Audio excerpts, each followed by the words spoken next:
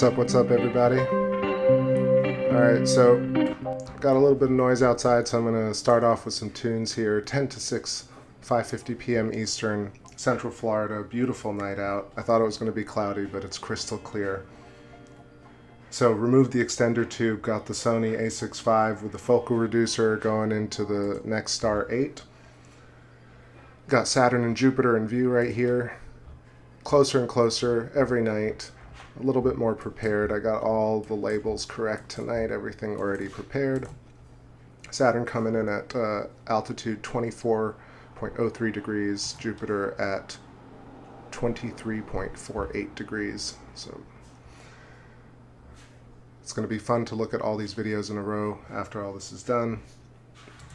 So let's keep moving here on some tunes and let everybody trickle in. Hope you're feeling fine tonight. We're going to do 2 hours of Electric Universe astronomy and talk about everything.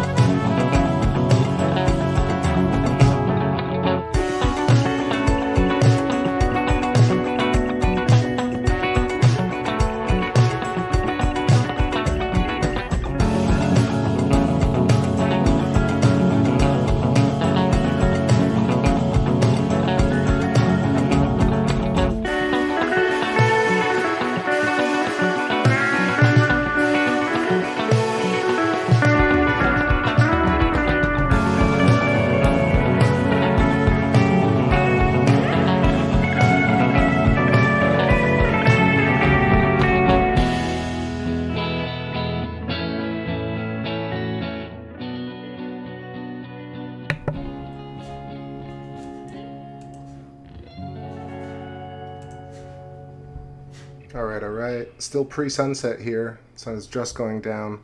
I want to show us some moon and Jupiter and Saturn. Ooh. Right out the gate.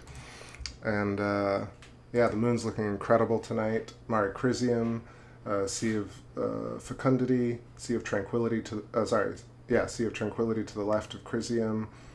Then Mare, is that Humorum or Nectaris? Where are we at today?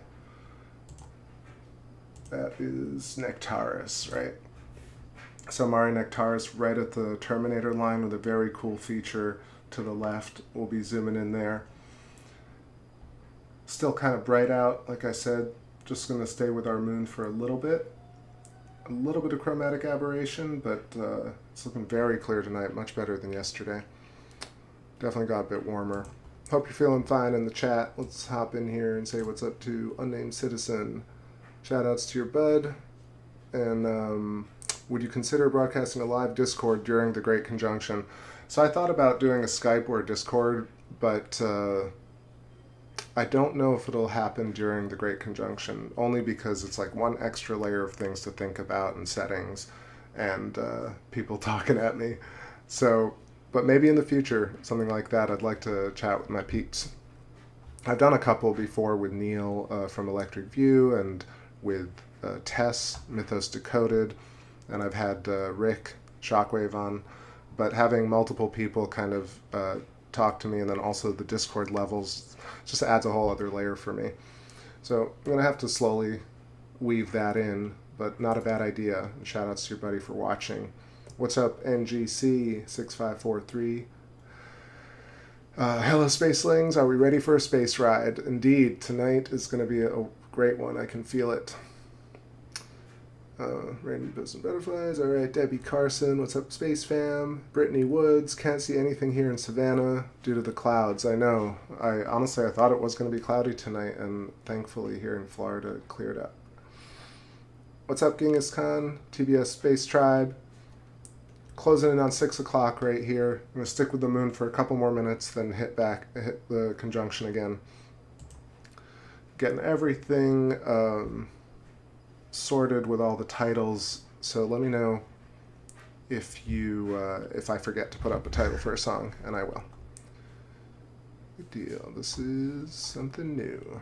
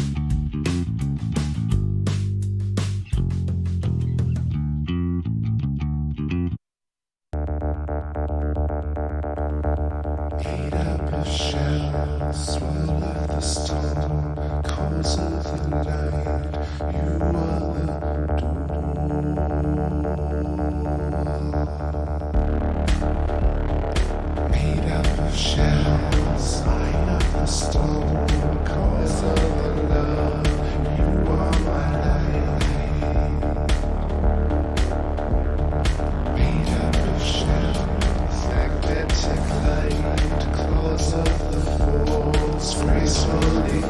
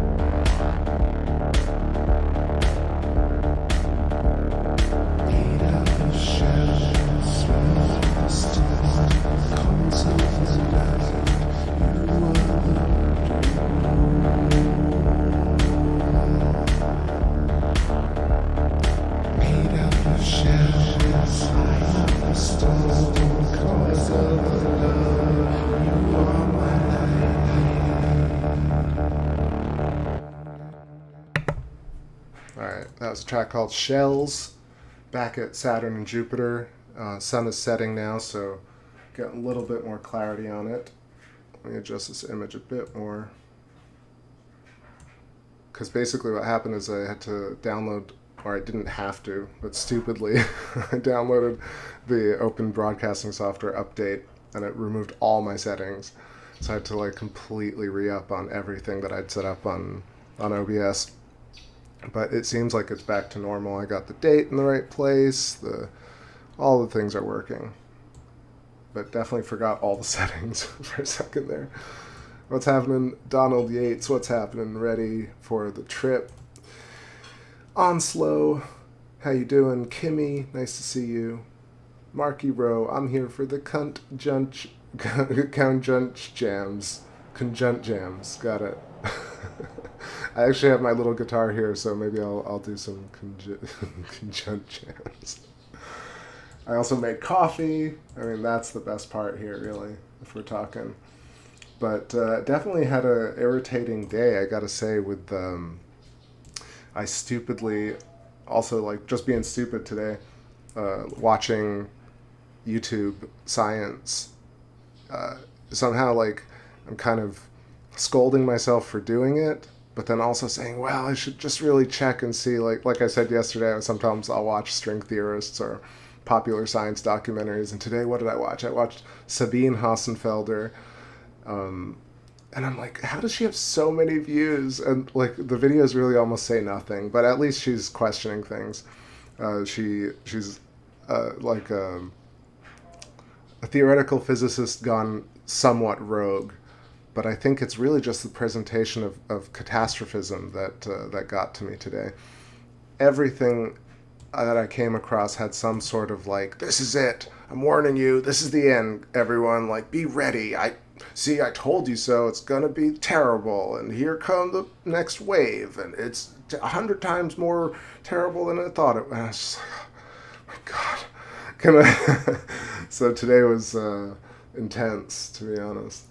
So I was just waiting to get to the stream tonight so we can actually induce some relaxing vibes into the universe and replace all that hecticness. And hey, like, lots of people love that sort of stuff. They're just waiting to die, but I want to live right now.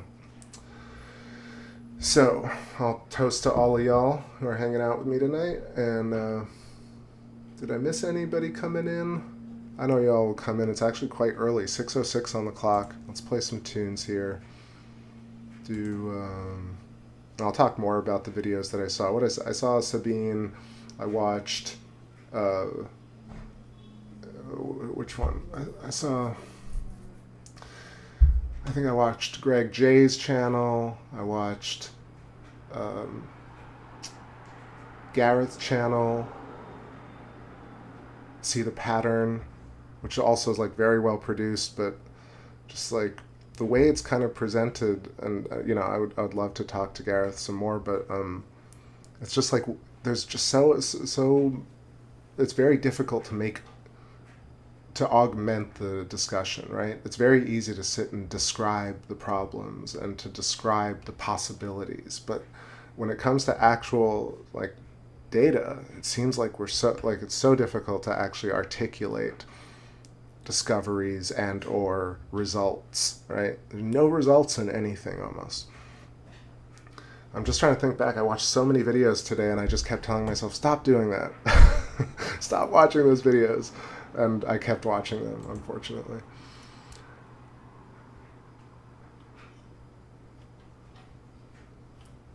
Okay, so tunes.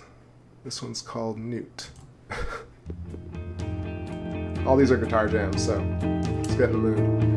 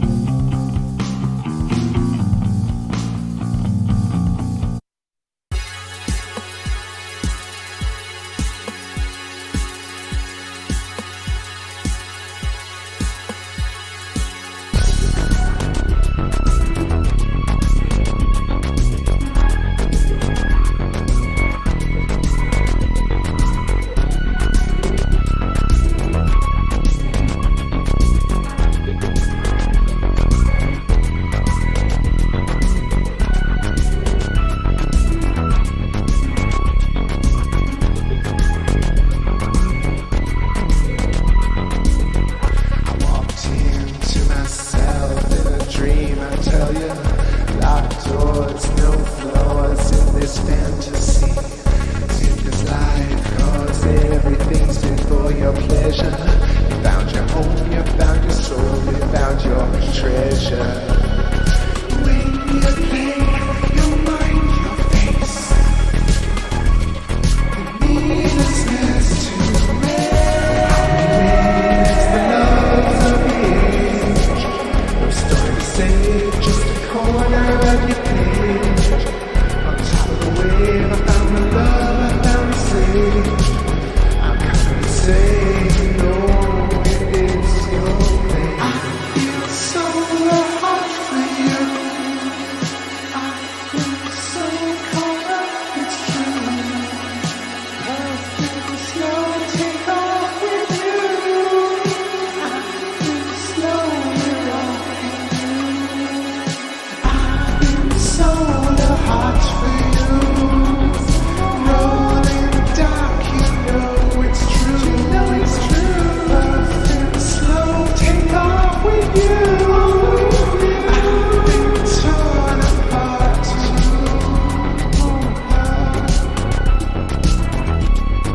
Never find a freeway to be.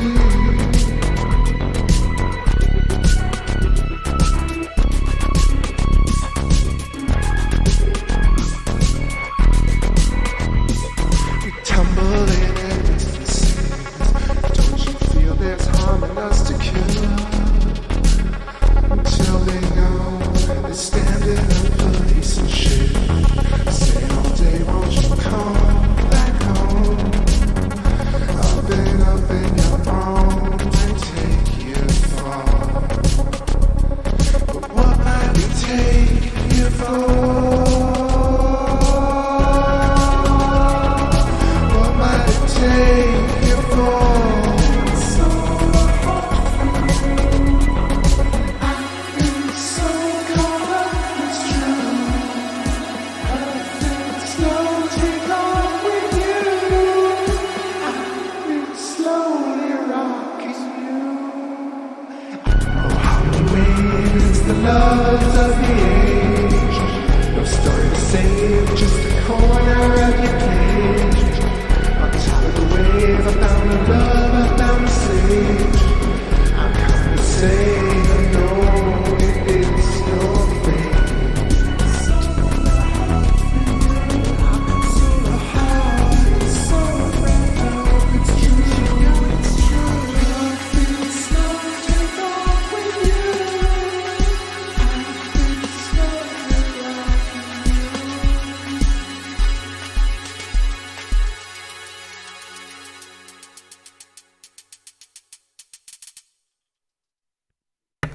Alright, hopping in here for some moon chat.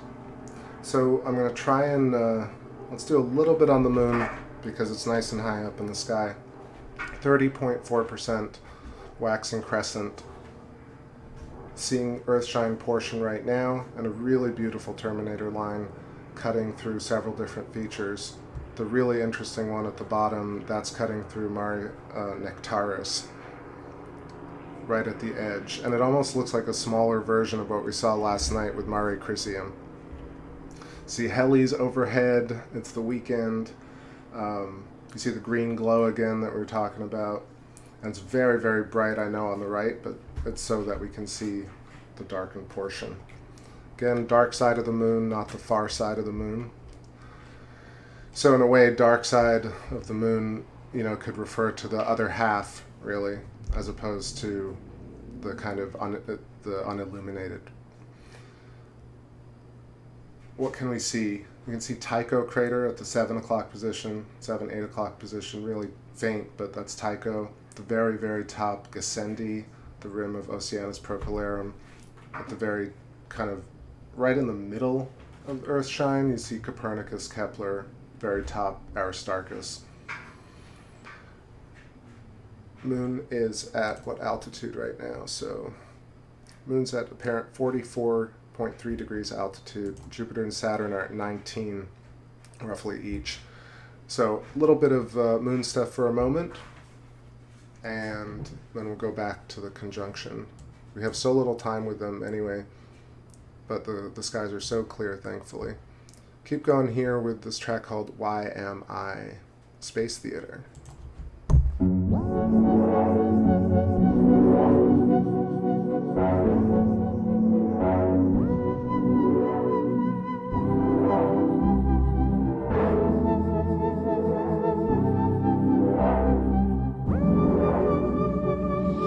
Space theater seemed no one weirder comes. Good Baron, soulful speaker, bring me back over telephone line, running along in future time.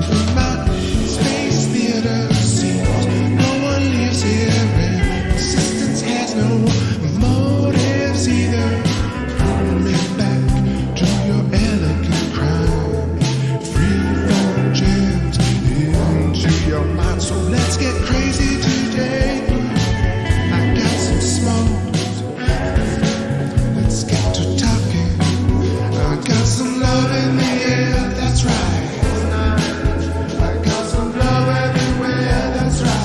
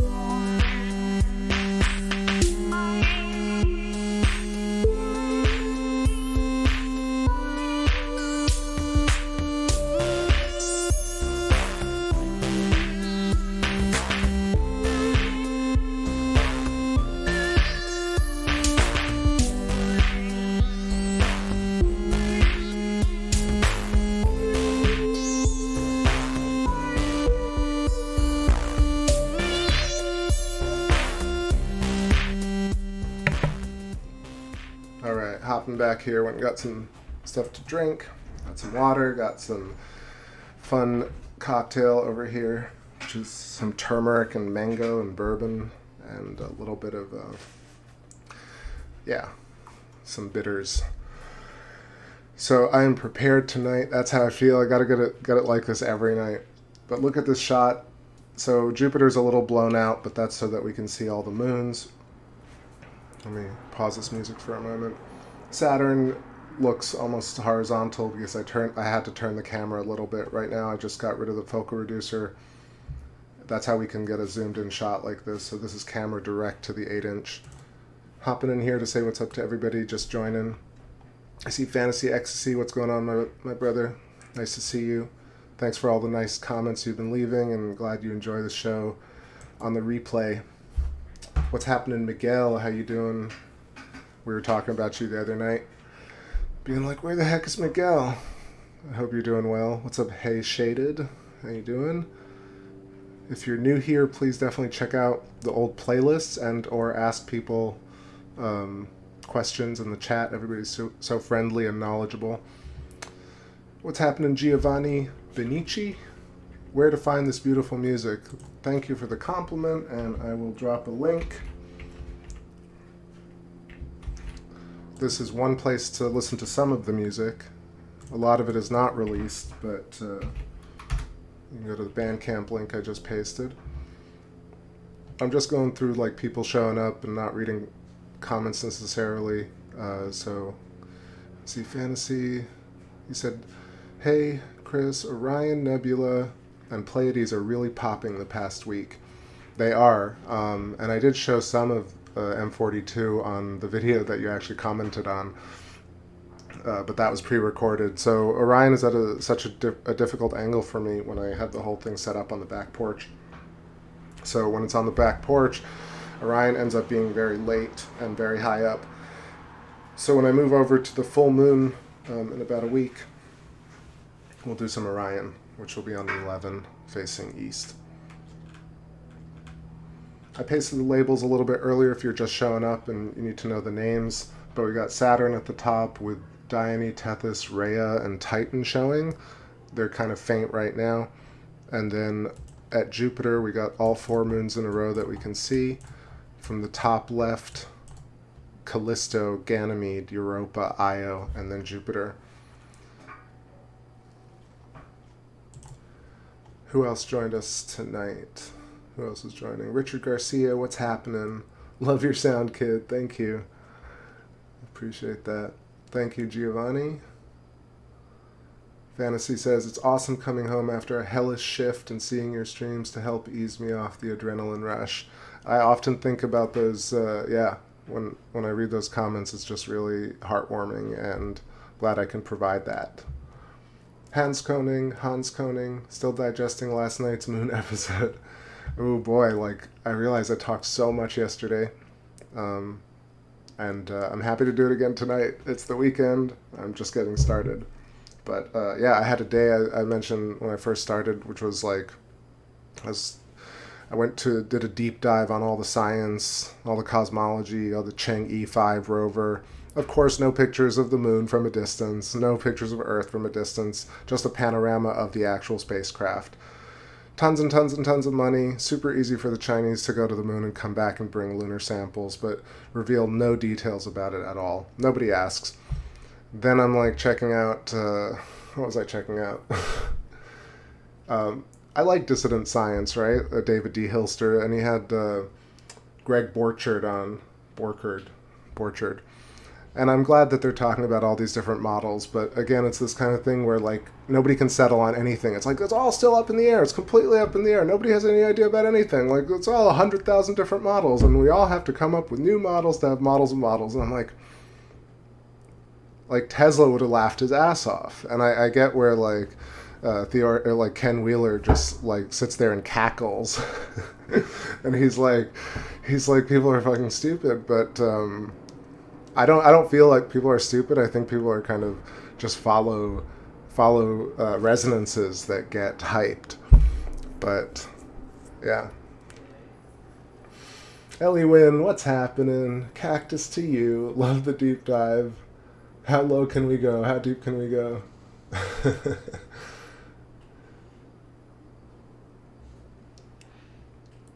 Dennis Humble, what's happening? Dopest spot in the cyber world.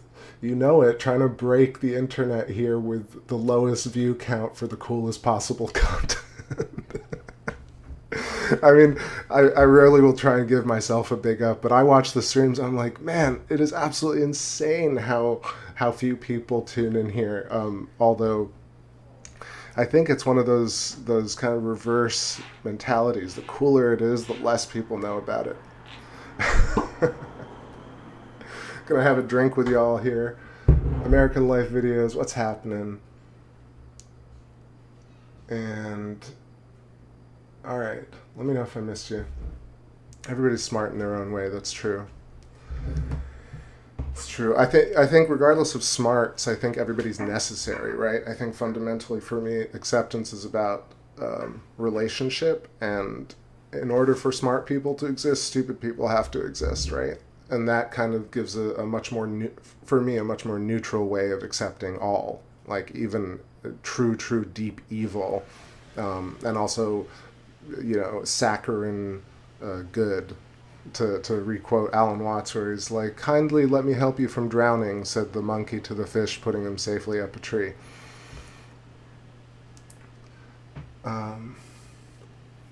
Fantasy says, yeah, I always advertise your channel on other Astro channels. Thanks, man. Appreciate that.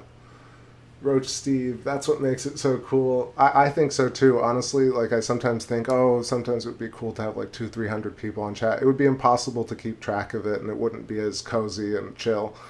But you know, everybody has yearnings, right? I think what we're talking about here is so fascinating, this kind of structural geometry, the convergence of all these different people's theories. Like, for a while I thought, oh, who cares if I'm saying it at all, because everybody's saying it sort of in their own way. But then I realized not a lot of people who watch Eileen McCusick reference Rupert Sheldrake in the comments, and then people who watch Rupert Sheldrake have no idea about Eric Lerner or Ken Wheeler, right? I doubt Rupert Sheldrake's watched a single one of Theoria's videos, right? But it would be amazing if he did. And then, right, like Crow did a thing with Eileen McCusick, but that was taken down, right? And so it's one of these things.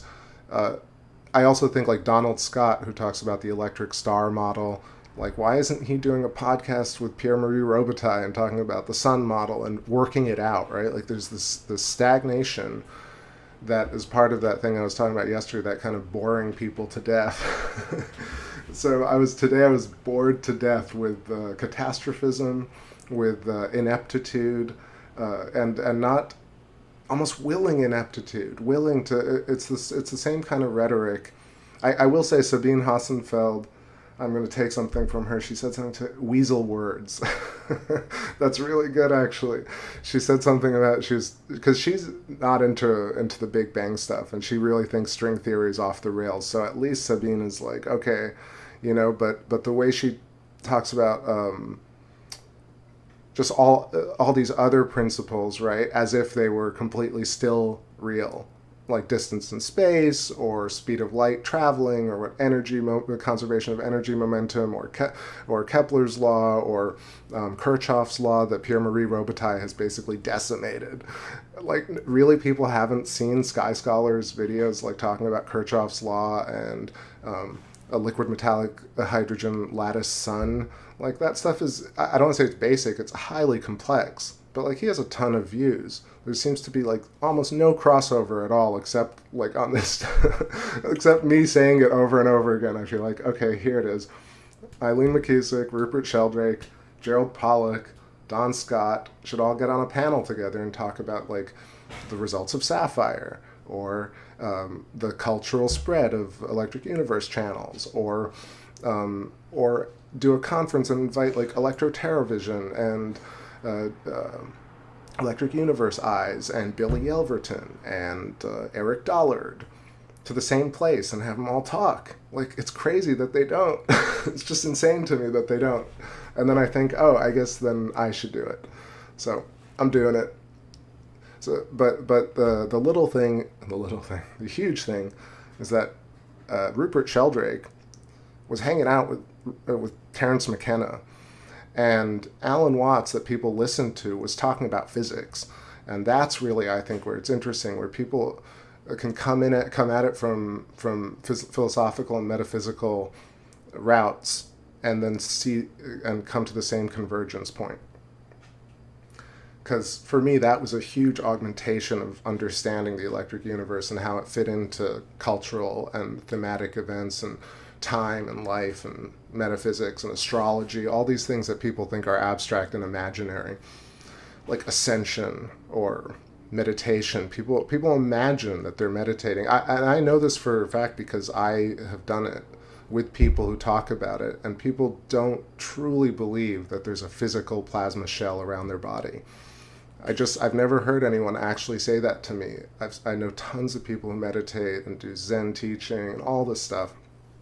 Maybe the Chinese masters who practice Qi, but even those types of like videos that I've seen, they don't talk about it in terms of a physical plasma layer made out of cymatic encoded patterns that look like Chladni plate resonant frequencies. Different frequencies produce different memories or three-dimensional holographic voxels, but it's not even voxels, right? That's just visual. It's like full-on conscious pixels, three-dimensional conscious pixels are formed on these thin layers of physical plasma. That is memory, that is life. That's how consciousness like actually works. Yeah, like auras.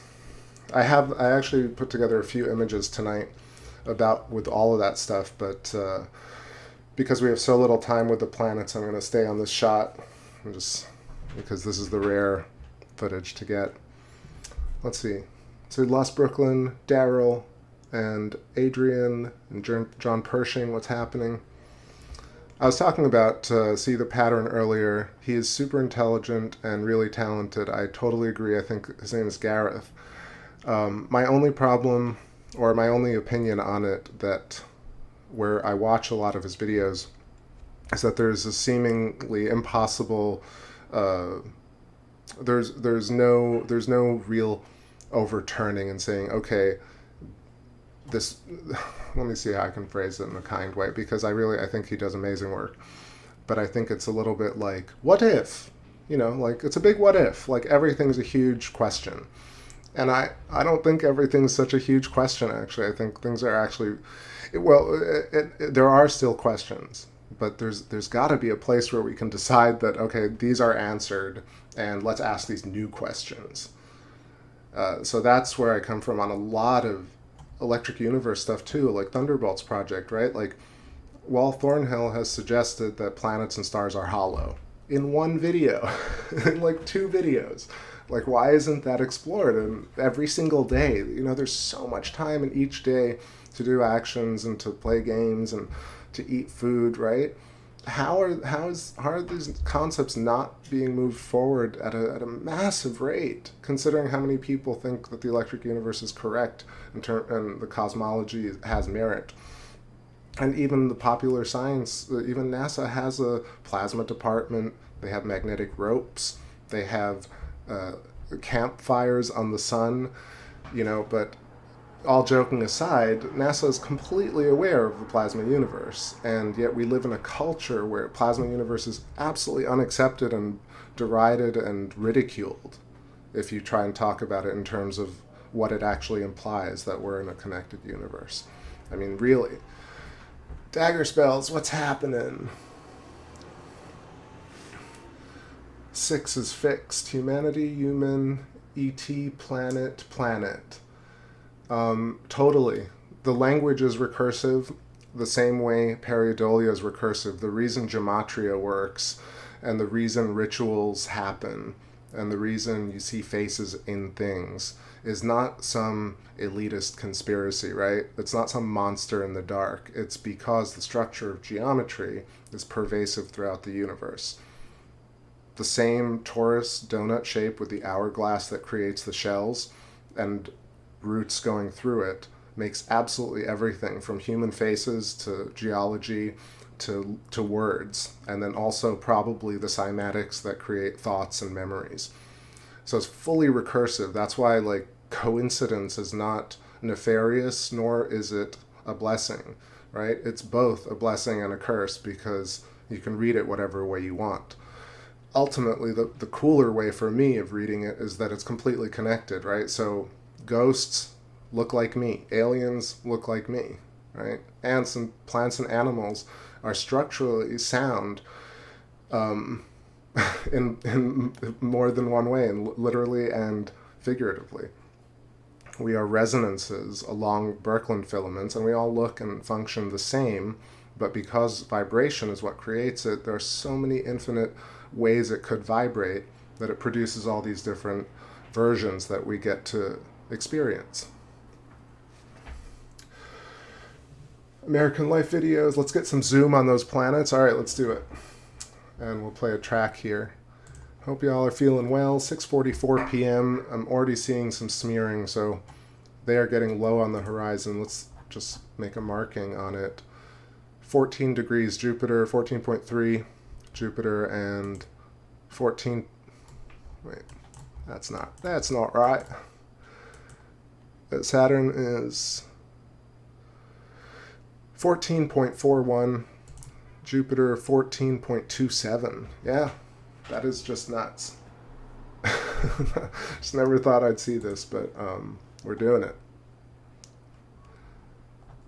We are doing it, and I'm going to find us a song to vibe to while we zoom in. Grown along filaments. We are grown, planets are grown, and then the moon's grown along those same dielectric inertial planes. More to come.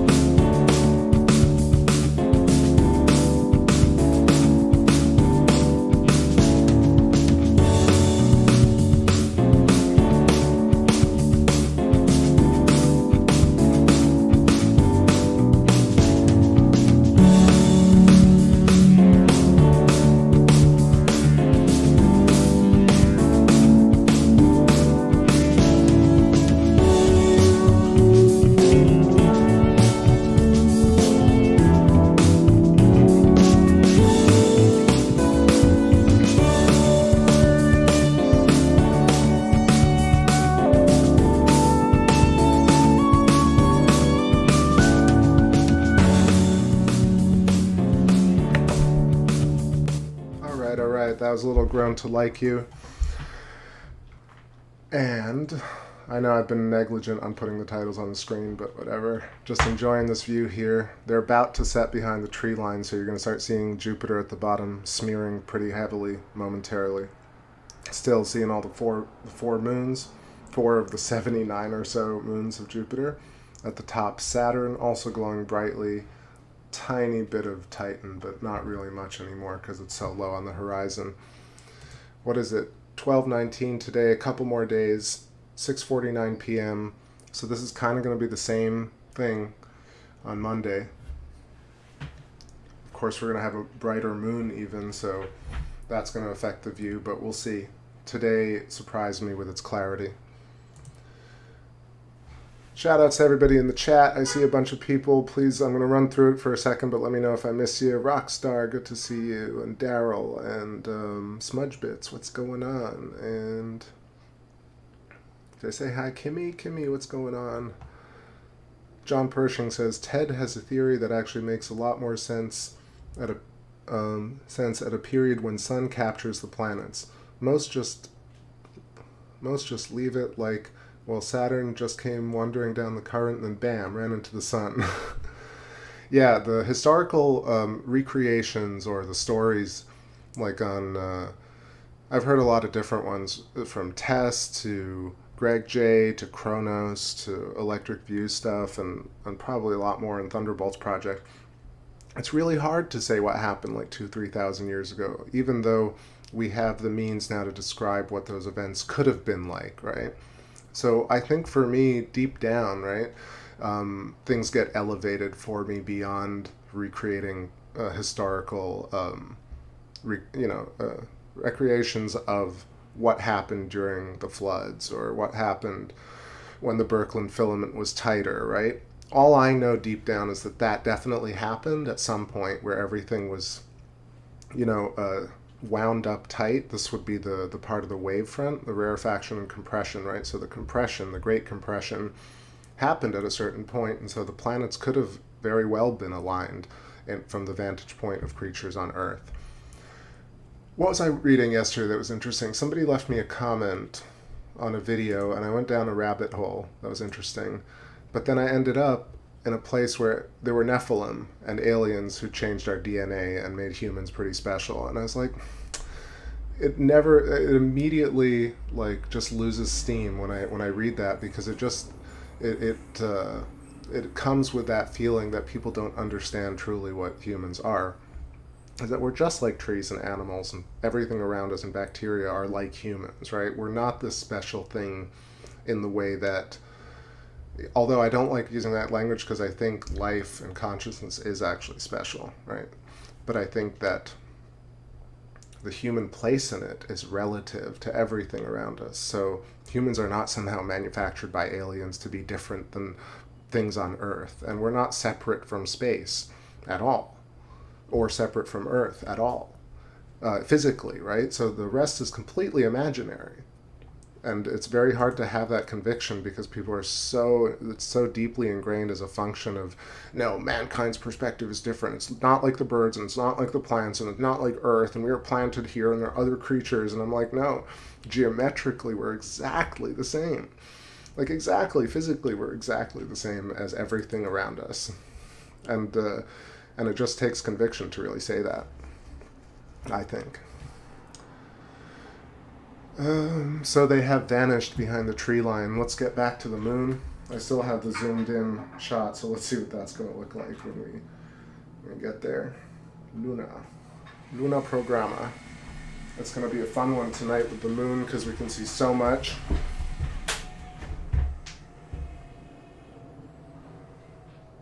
Let's adjust the lens a little bit.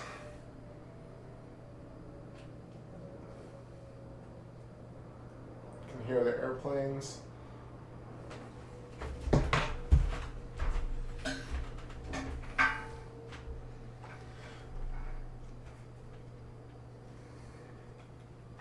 So I think the simple answer to all those ancient texts is that they used words to describe plasma electricity, planetary interaction.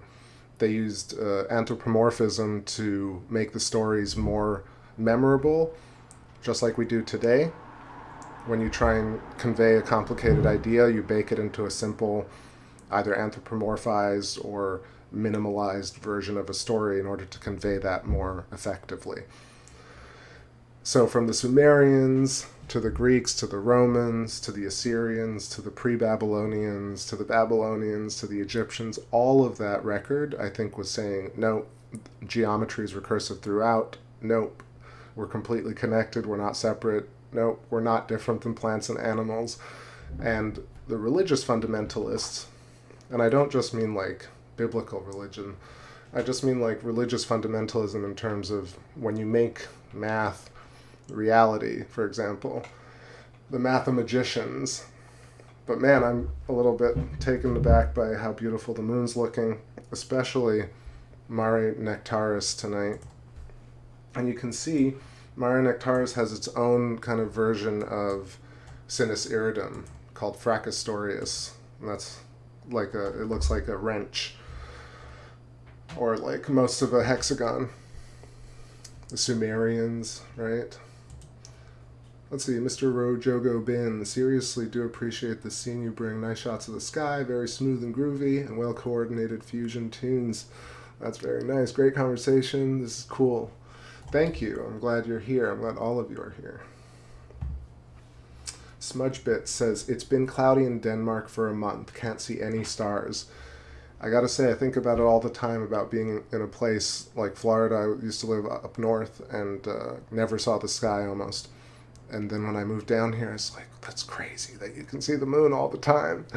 So it's kind of almost like, I've called the show a duty before, but in a way, living here and having access to a telescope and reliably good weather or clear weather is just one of those things that makes me really want to share this with people, right? Because it's not common.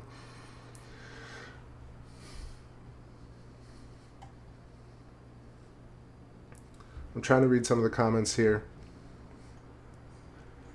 John Pershing, let's see.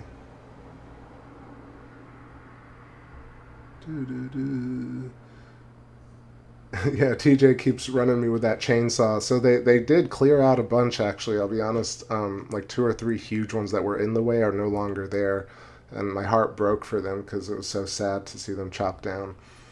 But yeah, the ones that that Jupiter disappears behind are quite far, actually. So it's like 9 degrees apparent altitude, and that's really low on the horizon given where, you know, I'm close to the beach, but not very close.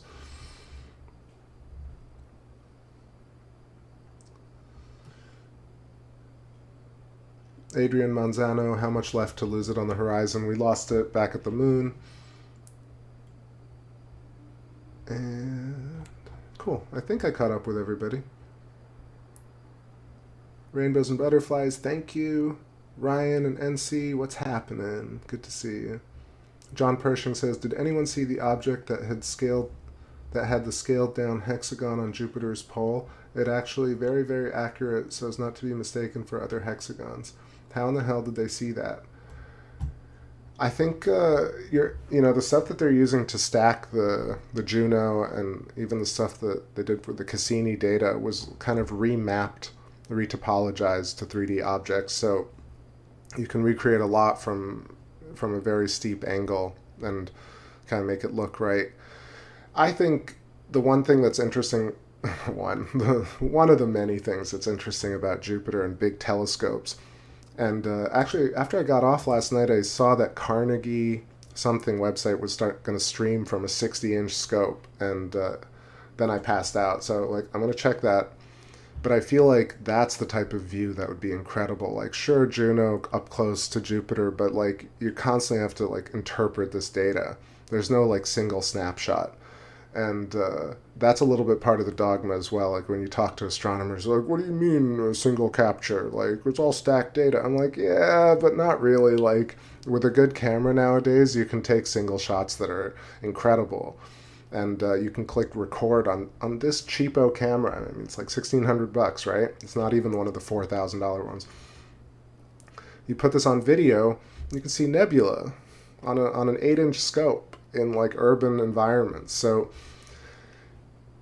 I know that there's all these reasons that are used as to like why the big scopes don't show us anything. But then even underneath that, all the big scopes have 17-inch, 21-inch scopes, like 30-inch scopes, 3-meter refractors. There's like fantastic range of scopes. Like the fact that that YouTube has about 10 backyard astronomers that have any like relevant gear is astounding to me still. I know a lot of people have the gear at home, but they don't go on YouTube. But although there are a lot of cases, but still. What's happened in San Diego? What is going on in here? In here, I'm streaming me talking over moon footage, and we're watching Jupiter and Saturn. So if you scrub back a bit, you can see it.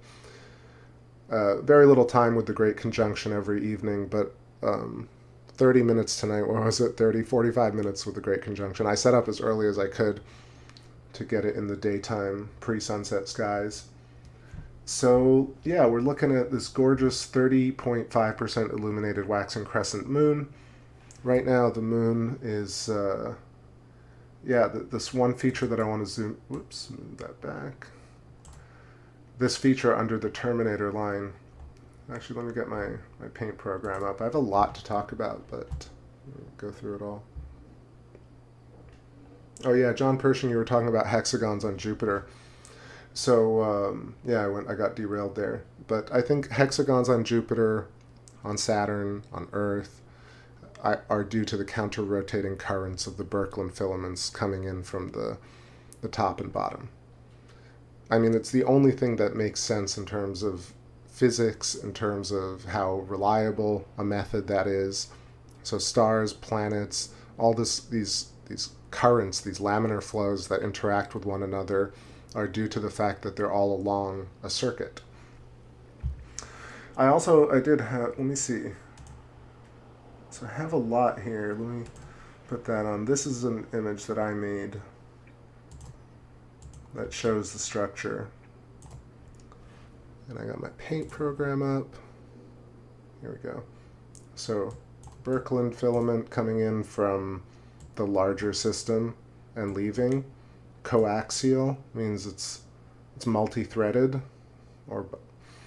and then it's also twisting. It's like our DNA strands that we know of, or it's also sectional, and we think of these as like infinity signs, for example, or yin-yang, but they're also semi-sections of this larger shape, which is a torus. This pinch in the middle of the torus looks like an hourglass, or it's a hypotrochoid, or it's a pinched cylinder in the model that Don Scott talks about. When he talks about electric stars, it's very much like, it has much more of a geometric shape where there's flow in all these different directions.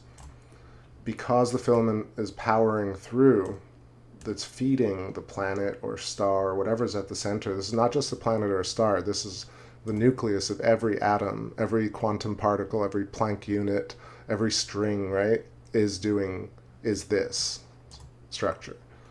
And not only is the structure that, but this structure is also all language, thought, life and death. So at the center of this, people exist. And then you experience life through the shells because this geometry. Because geometry.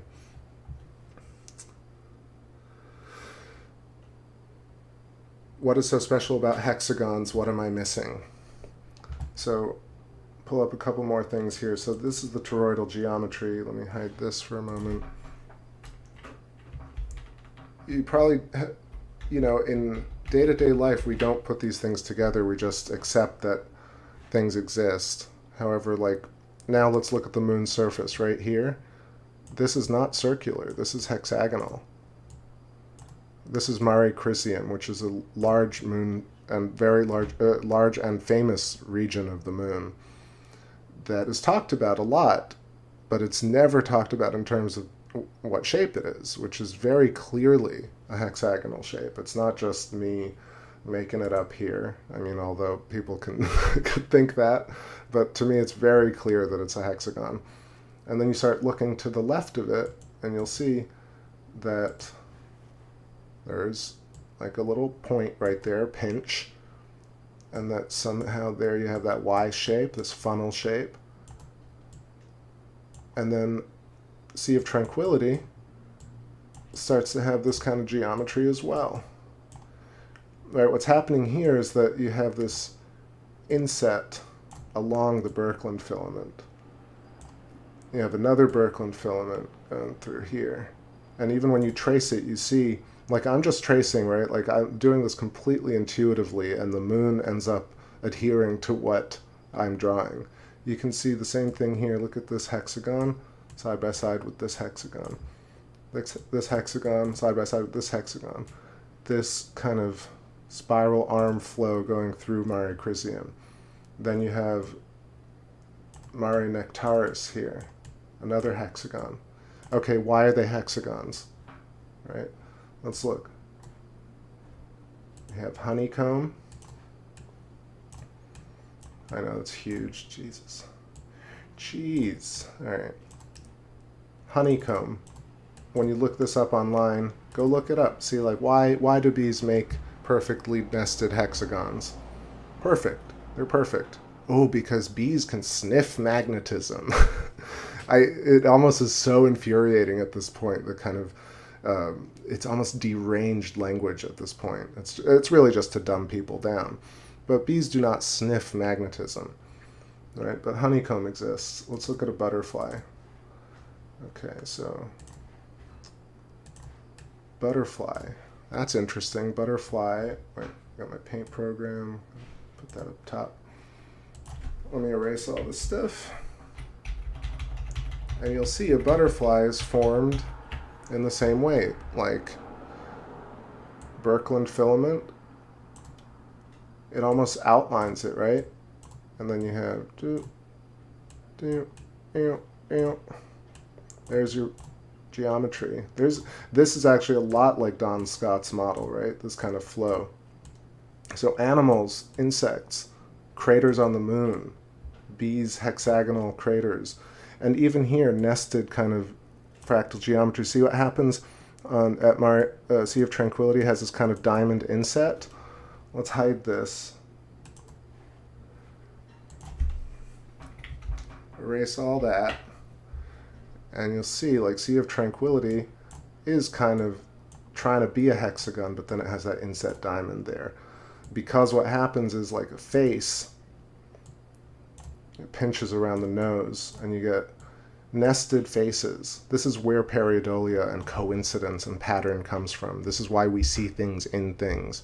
Again, if you look that up online, look up pareidolia, look up seeing faces in the rocks, and you'll enter a rabbit hole that's like, people are basically stupid and they see things, and it's just chalked up to people's brains filling in the gaps. And that's just an insane explanation to me, and very, very belittling to the curious mind. This, to me, is a way more logical explanation. So why do hexagons form? Let's do one more example here. The apple. This is also... Well, and I guess when I locked these, they got huge. You probably know where I'm going with this.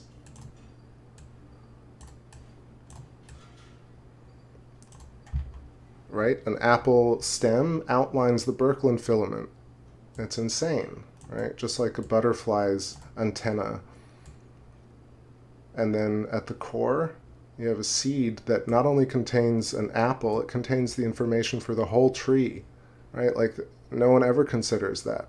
This is the apple's sort of pineal gland or oscillator or heart, right? Outlines the shape of the geometry perfectly right here. It almost creates an onion figure. And then here you have the same influx hypotrochoid torus. I know I'm not looking at the chat, everybody. I'm just kind of focused on drawing here, but I'll jump back in a second. Even when we eat the apple, it outlines it. It outlines the hypotrochoid, which is just it's a pinched tube. And why is it pinched? Because the greatest amalgamation of energy, densest point, is here. Why does it expand? Because this is an oscillator within charged ether. And as it oscillates in the ether, it creates plasma layers that are units of time and consciousness. And as it experiences that same layer, it creates an additive layer, and then ultimately pushes out and creates flesh or foam or a life experience. How do you remember things? You ping outer shells of your memory when you were born. How is it stored? It's stored as cymatic wave functions, cymatic wave patterns that you've seen on Chladni plates or in Rupert Sheldrake's work. Why does it die? Because these layers ultimately gets too diffuse and the oscillator runs out of energy, and then all the layers come crashing in. That's what your life flashing before your eyes is when you die. What happens when you die? What happens to bubbles in a sink? Where did you come from originally? And who grew your apple, so to speak, right? You did all of it. Therefore, you'll probably do it again. Let's look at a lymph node structure. Didn't I have that? I thought I had that. Funnels. Funnels and tunnels. Let me hide this apple. Yeah, let's look at this. I found this. I don't know who made it, but this is purely educational, so I'm not trying to profit off of anybody's image here.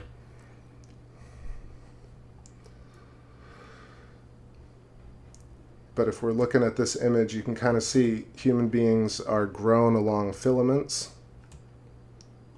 and then each chakra is a subsectional piece that also has its own apple core. What's happening with these spirals? These spirals are Fibonacci spirals emanating outwards. They reach points and then they start over again, ever expanding functions. But the same thing is happening this way as well. So in 3 dimensions, we're actually layered vortices.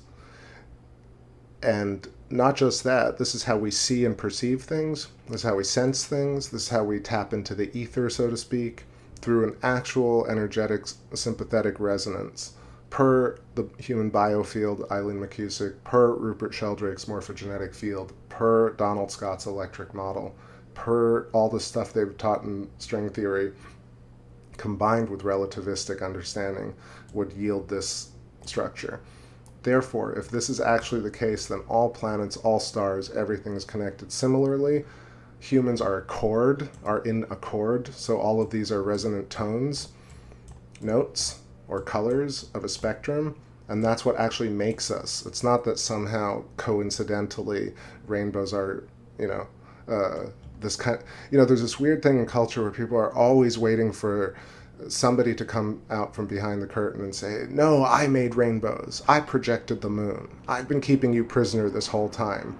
But you know who that is, right? That is you, ultimately. You're the person behind the curtain controlling all of this. Why do you know that? Because you made arms, and you grow your arms. You made your head, and you grow your head and brain and nerve ends. And then last bit here that I'm going to say, and I'll take a little break, is this idea of pinching, right? So what happens is the head is like bulbous, and then it gets pinched, and the shoulders are wide, and then there's a pinch, and then the hips are wide, and then there's a pinch, and the same thing happens to all limbs. That's why tree branches look the way they do, and so on and so forth. And so on and so forth in all ways, right? So let's hide all this stuff, get back to our moon, hide the paint program. Oh, how hexagons form? Because you have spheres. If you just look at bubbles in a sink, side by side, we have this illusion that bubbles are spherical. But when bubbles pack, they start creating hexagons and pentagons. Really just due to the fact that they exist within the ether, and oscillation points from the center push outwards, bubbles end up meeting and creating boundary layers. This is why hexagons are formed. All right, all is vibration.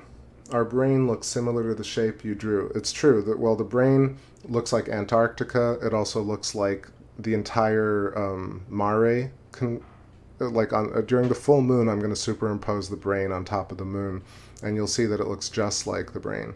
And Antarctica, if you go look at that, it looks like the brain leading into the spinal column. And if you also look at maps of Google Earth, you'll see that there's a giant anaconda wrapped around the entire circumference of Earth, and the head has the two snake eyes and the wide mouth like a python, not anaconda or python, like a square-jawed snake. You also get a chicken. I mean, and I used to think, oh my God, this is crazy. Who did this? How did this happen? But it makes way more sense if electricity, in and of itself, creates these shapes throughout everything. Therefore, fundamental energy of the universe is actually what is recursively patterning and allowing us to see these different things. So yeah, it's a deep topic, I think, but structurally people have seen this shape in all sorts of new age videos, in yoga, in kundalini, in meditative practices, right? The inverted tetrahedrons, the Fibonacci spiral. This is in everybody's life in a lot of different ways, right? The problem is, I see, or not the problem, but what's needed is the convergence of how that all works. Like, what is the Fibonacci spiral besides like saying, ooh, did you hear about it? There's this spiral and it's got this cool name. If it were called the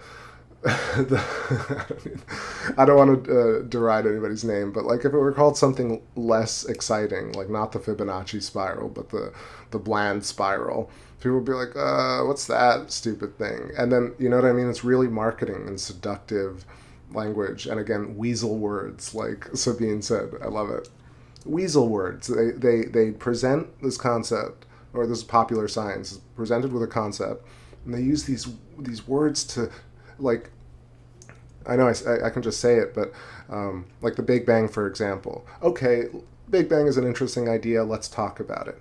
But this idea that somebody said, oh, let's find out what happened a trillionth of a second after the Big Bang. Nobody cares. Nobody. Like that YouTube comment. Nobody. A trillionth of a second after the Big... Cosmologist, a trillionth of a second after the Big Bang. Like, nobody cares about that. So it's a question with no answer, because the Big Bang is still a hypothetical concept. So asking a question on the back of a hypothetical concept is either insane and ridiculous, or it's intentional and nefarious. I think it's a healthy serving of both when it comes to popular cosmology, but I'm almost certain, like what the heck is that about? I'll give you another one, like, let's see. I'm trying to think of inane scientific dogma, but that's the one that popped up. John Pershing says, yep, Chris Wright, yep. You and Dave from Electric Universe Eyes should do an episode and talk about stuff. He is a cool man. I was his third sub. Been with Greg J long time as well. I know, I've seen tons of your comments. I was on the Electric View for a while with the guys, and I've listened to a lot of Greg J and a lot of Dave at Electric Universe Eyes, and I'd love to have them on. I think we're trying to get that moving, but I don't know, maybe tomorrow. I need to set up my Skype again and re-download everything, so that's why I'm just like a little cagey about it now. But let me set up all the tech and we'll see. Maybe I'll invite some more people. What's happening? Oh, it's Lorena XD, or Lorena's tongue sticking out.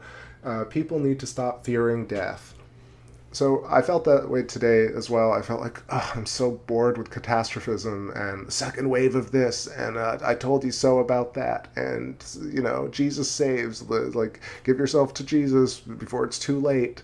And I'm like, this is my main thing about death. There's nothing wrong with fear, but I think it's more about the I told you so thing, where it's like, listen, I told you so. The market's going to tank. I told you so. Or we're all going to die. I'm telling you, you better be ready for all of us going to die. And I'm like, okay, do you have anything else? And they're like, no, but you don't know. All of us are going to suffer at the hands of this nefariously. No, I'm not going to. I don't want to even put that energy out there, right? I'm just mocking it a little bit because of frustration. But that type of mentality, like, I just can't live that way, because ultimately you end up not doing anything new, right? You're always in the cycle of like, there's gonna be a micronova, and there were definitely things, Ice Age guys, all coming down the pipe, better be ready. So that what? So that end of days comes and you say, ha, told you so, I knew it was gonna suck. And I'm like, nobody likes people like that. I don't like people like that. When I say nobody, I just mean me. I personally, like, I just don't want to be that person who's like, see, told you so, knew you were going to fail, versus uplifting people and saying, hey, like, it's all right. Okay. Like, we're going to die. We're all going to die, and it's fine. But let's enjoy this moon or this drink or, like, each other's company. It takes a little bit more work to do that. But it's quite easy, right? Although, like, you can't do spooky thumbnails and spooky language and trick people into voting for you, basically. I mean, look at all these videos on cryptocurrency or on astronomy. It's like, I was even talking about Veritasium or whatever, the guy from 2 Minute or whatever. I don't know. I think what was it, Vsauce, right? He was like, 10 asteroids you gotta watch coming to Earth, and I'm like, Jesus Christ, man! Like, what the f do you even know about that? Besides, like, what clearly corrupted agencies have told you have zero funding in your other video. Like, oh, NASA doesn't get funded. I wish we could fund NASA. But also, NASA says there are 10 asteroids to watch out for. Like, Jesus, shut up, people. Like, shut the hell up. Like, so boring. Boring me to death. Driving a huge hole in my astronomy heart. All right, time for a little break. I straight up, I chuckle out of sadness, pure sadness. Not embarrassed at all. Just you gotta laugh, right? You gotta laugh. It's really dark. It's ultimately very dark, and in order to, like, enjoy it, you just gotta chuckle. All right, little boxes.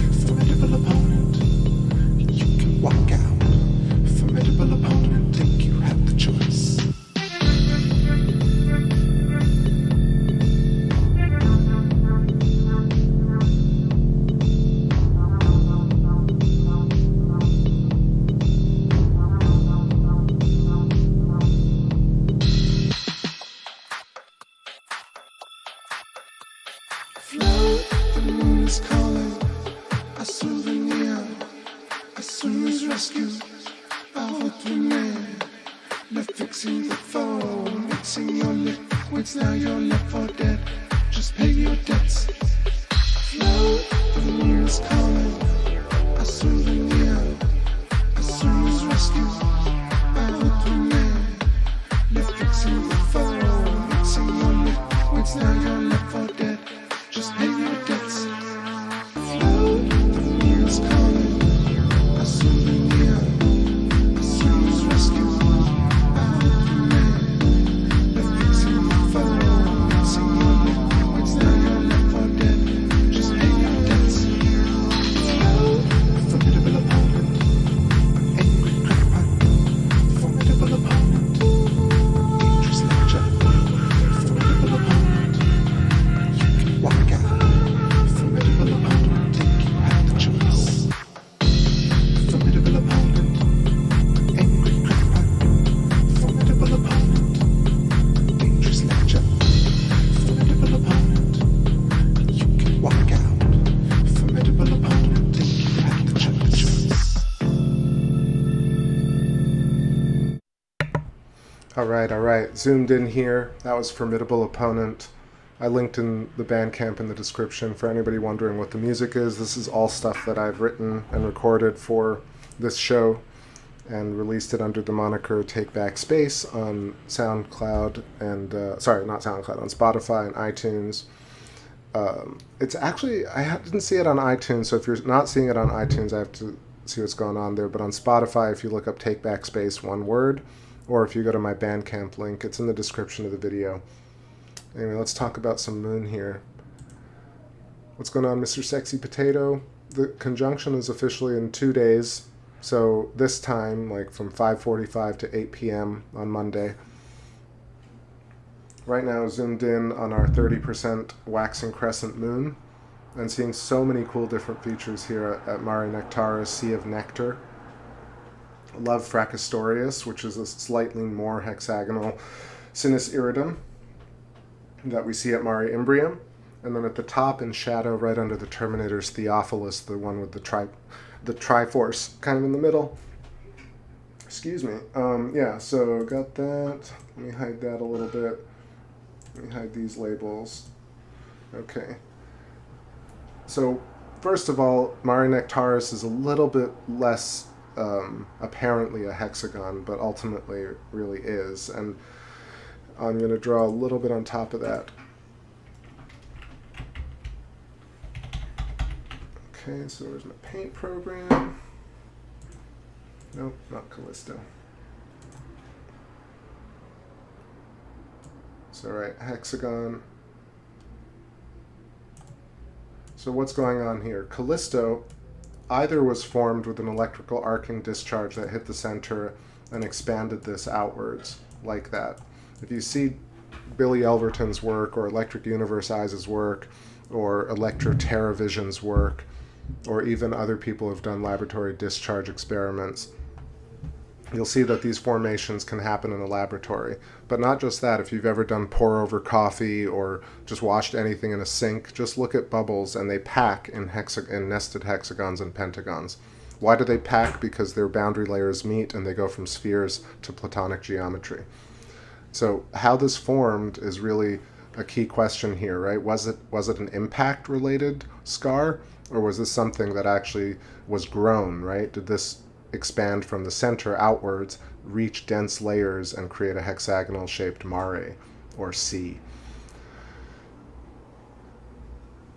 So what else happens? You get craters on the rims of other craters preferentially. This is something Thunderbolts Project has talked about a lot, but why do you not have a ton of craters right in the middle of this mare? If there were heavy bombardment periods, nothing happened after that. So you only have a few vent holes in these large mare. One, that's a big tell. The other one is like Fracastorius, and of course Theophilus above that.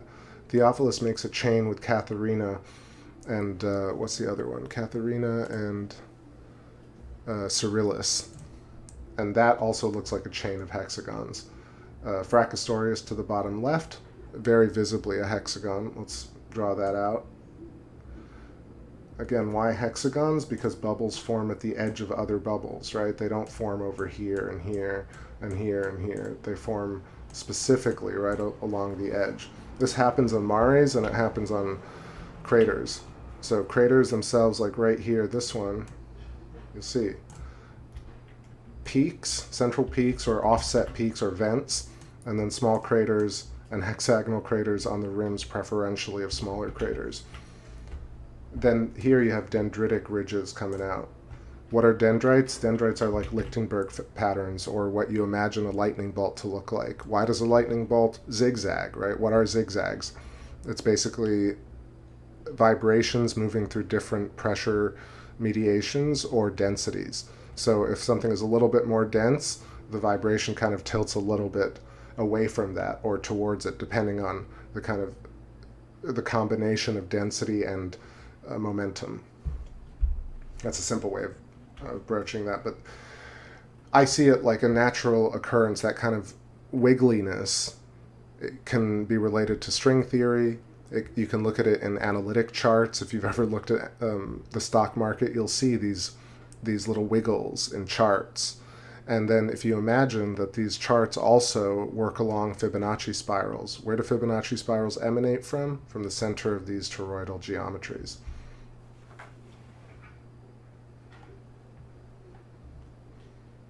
It was definitely me moving the paint cursor, TJ. I know, I even get tricked by that. I'm like, oh, no, that was me.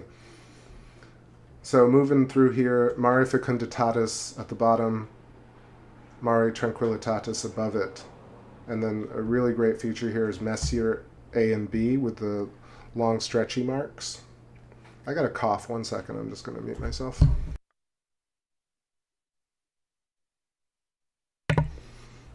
It's not the smoke, it's the turmeric in the drink. All right, Messier A and B. These are two fascinating features, right? You could be fooled into thinking, wait, where's my paint? Here we go. Right here, Messier A and B, and you can kind of see it's almost like a shuttlecock over here. These two parallel rays that kind of move over to Messier. I think that's Messier A. Yes, Messier A, and then Messier B is the one to the right of it. These look like kind of trails, right? But what are they really? You know, what are these white markings that look like streaks, like cometary tails, right? These are imprints from what happened to the moon, right? The moon surface tells the story of the electric universe in so many different ways. You have all this filamentary action. There's a somehow it's never considered in terms of that the moon is almost a reflection of, and I'm not talking about like the moon is a mirror of Earth and some alien made it. I just mean like the moon is a mirror of Earth and the larger picture as a whole because of the electrical patterning. So I think that the surface of the moon mirrors what we see on Earth, because fundamentally it's the same process by which all the features are formed.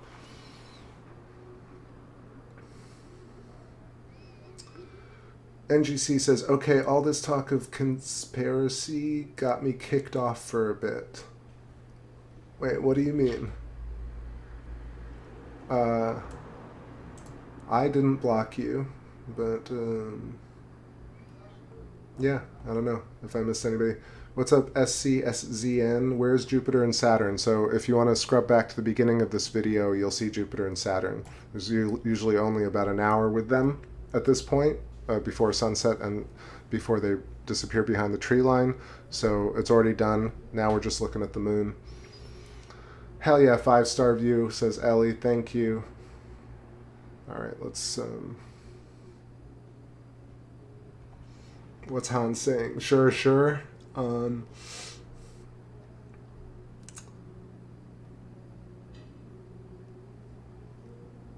You should throw a moon party and we'll surf from planet to planet. Yeah, I mean that's the whole show.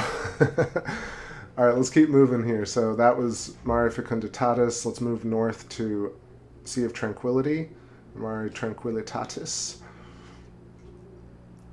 And you'll start seeing this pinching and filamentary action. getting a bit of atmospheric turbulence. That's due to the fact that there's a cold front still moving through very hot air. But right here coming in on Proclus to the right, and this is so great because we can really see Proclus in great relief tonight. You can see the very bright rim of Proclus. I'm setting the center. You can see very clearly how Mare Crisium is hexagonal and how the mouth pinches and even has like little plasma signatures. It looks like the Stickman stone drawing that we've seen. It also looks like the bridge of the nose and where eye sockets would be. So let me adjust the filter a little bit so we can see it in even more relief, like the levels and the gamma. So a little less gamma, pull that and push up the contrast a little bit. You can see it much more sharply. Sharply crater, close this, and then I'm just going to talk through it. If you need me to write it out, let me know, but right here, Proclus, Proclus, one of the very few features on the moon that is prominently bright, like it's probably the brightest feature on the moon, and it ties with Aristarchus crater, which is on the flip side. Both of them almost look like they're radiating glowing energy. Why this is the case, I believe, is a combined effect of certain types of gases in the atmosphere on the moon interacting and being excited by the radiance of the sun, sympathetically resonating with the sun, but then also earth shine. So the earth is emitting light and but resonating with the moon energy. Therefore, it's also causing scintillation. Furthermore, edges of certain craters like this are high, so they actually pick up and get the glint of sunlight, just like we have on Earth and mountains catching glints of sunlight. So, but particularly Proclus right here is one that captures it the most. But what else can we see here, right? We can see that there's a very clear hexagonal shape to Mare Crisium. Pinches right here, and there's our hypotrochoid or hourglass shape. This is not only formed by electricity, but it actually tells the story of how the Birkeland current looked as it passed through and created this shape. That's really a big part of it. Is not that, oh, it's somehow referential. It's the actual thing. It's the story. And the reason there are regions to the left and right of it that look like letters, right? They look like runic symbols. Why do they look like that? They look like that because language is based on the same geometry, right? We come up with letters using hexagons and lines and triangles, tetrahedrons, dodecas to create letters. And so that's why we see letters and patterns in the soil and the earth and the moon and the surface of the moon. So right along here, that's your dielectric inertial plane, right? What's happening here, I think, are vent holes. And then you have Cleomedes up here, which is also a hexagon. And then this also creates a hypotrochoid. So you have the same thing I showed earlier with the funnels. What's happening with the human, right? Like, we're getting funnels from the top and funnels side to, like, front and back. This is how you explain Donnie Darko. This is what they were trying to say in Donnie Darko very primitively.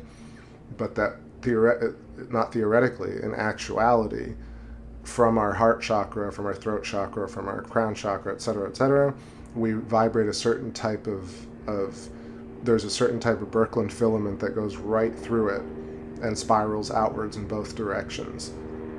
And then when we lay on our backs and we sleep, this is why when people say, oh, I have an outer body experience, or hello helicopter, like just like the old days. Hey, what's up, Jedi Princess and Chris Kelly? Welcome. Great to see you both. So yeah, where was I talking about? I was talking about how, when you sleep, these chakras align to a different directional frequency, right? So all your different chakras that are these vortices are actually interacting with new fields and new bubbles of plasma above the human body that typically you wouldn't interact with in the same way if you were upright.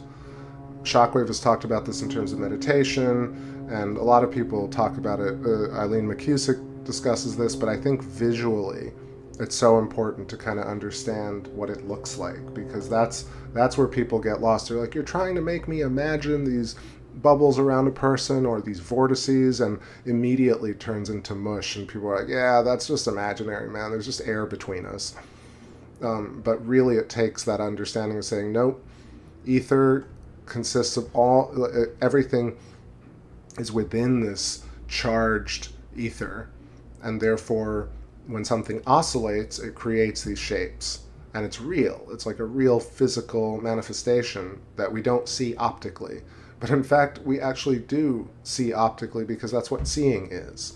So right now the crown, like we're seeing this thing, and the crown chakra is somehow reaching out, but basically each eye is doing the same exact geometry recursively, and the center of the eye, the reason the image flips is due to this spiraling, this coaxial twisting filament.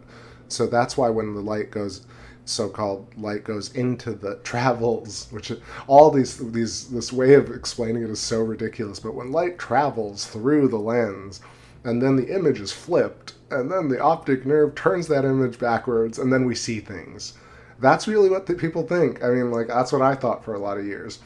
What's really happening is the eye is sending out a signal, light from another object is being sent out, they're sympathetically resonating, they're coming into focus, and then along these coaxial twisting filaments and Fibonacci vortices, we interpret a resolved or focused moment that we can resonate with in terms of what we see and hear. And it just happens in layers of plasma. Therefore, we're able to see something, create a plasma layer of that memory, then have another additive experience on top of that layer, therefore combining the previous moment with this new moment to create this next moment. And it seems complicated, but it's really not. If you've imagined how a bubble grows and a bubble pops, it's very simple.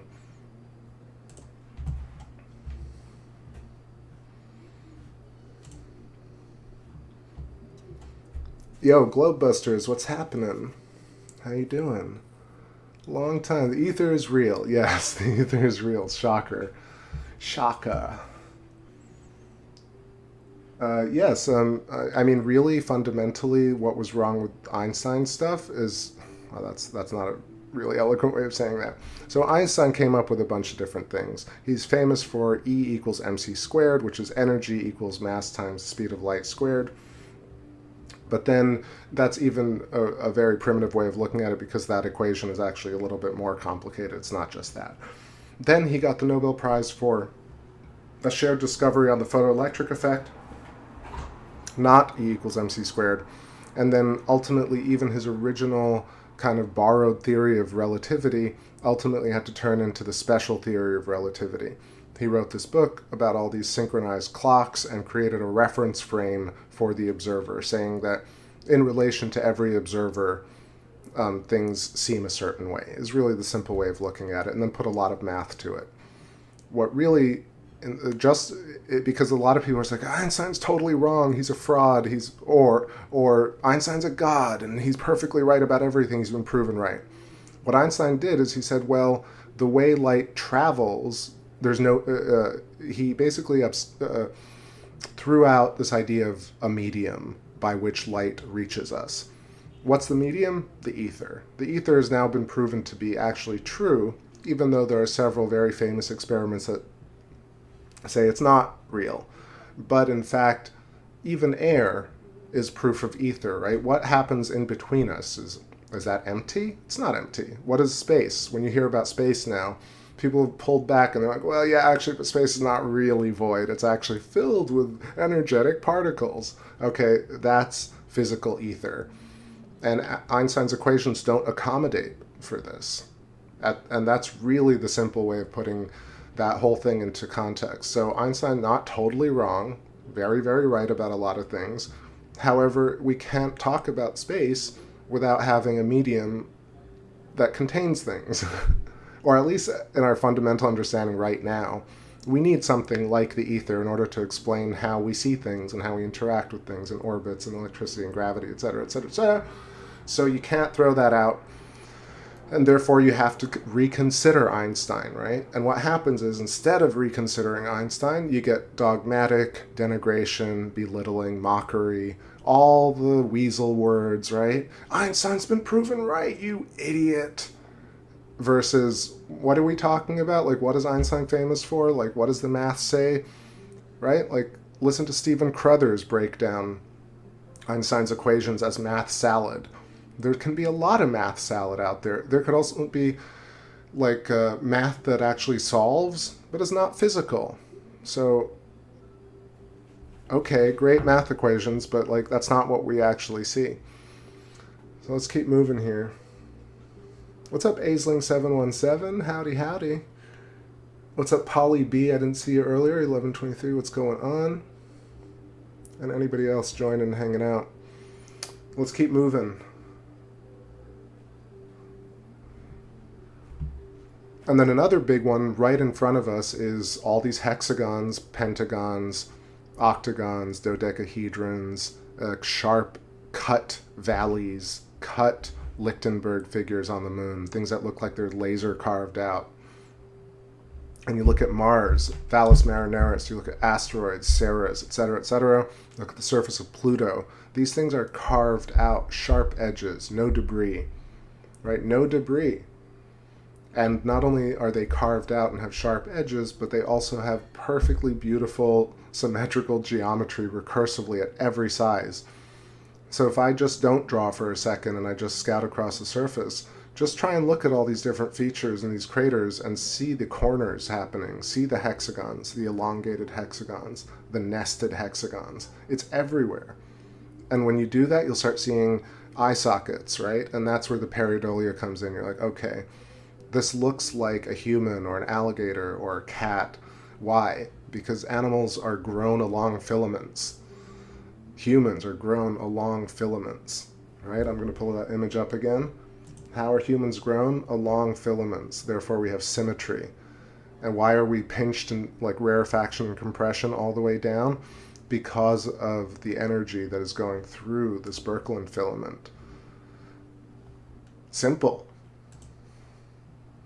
It's hard to see if no one tells you. They're like, oh, all moon craters are circular. Why? Or look at that. There's the weasel language again, right?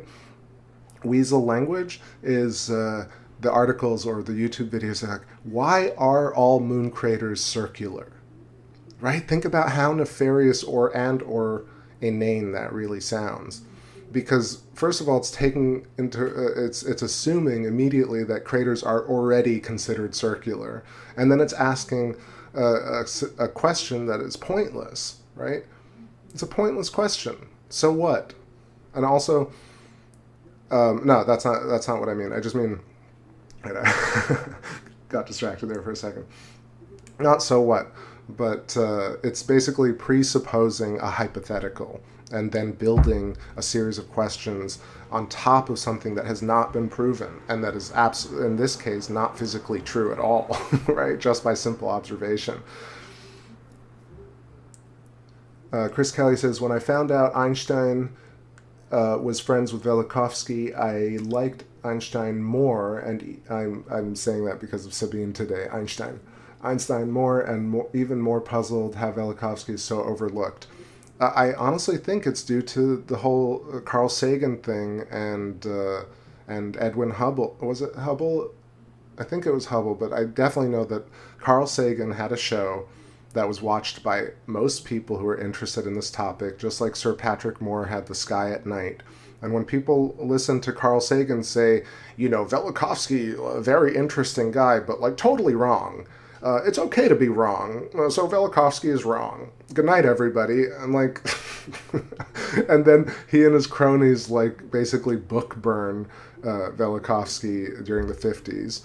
And then 10 years later, he's proven completely right, and there's no full revision on it. And Velikovsky is a nobody compared to Einstein, right? Like I'd never even heard of him. Most people have never heard of Velikovsky, yet far more brilliant and coherent than Einstein ever was. ever was. If you've ever listened to Einstein talk or read his work, Velikovsky was quite literate and a brilliant, like, poetic guy. But then also Worlds in Collision is full of data, like granular, deep, interesting detail, right? Like a lot of detail. Ralph Jurgens, Brian J. Ford, David Talbot, Wal Thornhill, these guys, their papers are filled with detail. Read the articles on quantum mechanics, completely devoid of detail. Read content on the moon right now on space.com or Universe Today, completely devoid of detail. Completely. And devoid of questions about the lack of detail. I mean, to take it even further, I was talking about Fraser Cain and those cats. They know that there's something going on, but they're like, they don't even know which questions to ask because they're so far beyond the pale. John Pershing said Sagan led college kids to burn his books, dropped his publisher, and canceled his symposiums. Exactly. They did the same thing to Halton Arp with his telescope time. Can you imagine this guy like logged 10,000 quasars and minor nebula and galaxies, and in great detail at Mount Wilson, and they didn't want to publish his paper, and they took away telescope time. And also Halton Arp buried. I mean, really? A guy who actually did telescope work buried. Carl Sagan, who did no telescope work, famous literary genius, right? It's so ridiculous. Actually, I'm going to zoom out a little because it's real nice, but I'm missing that wide shot. So let's look at some Luna. So nice to have Luna in a clear sky for so long.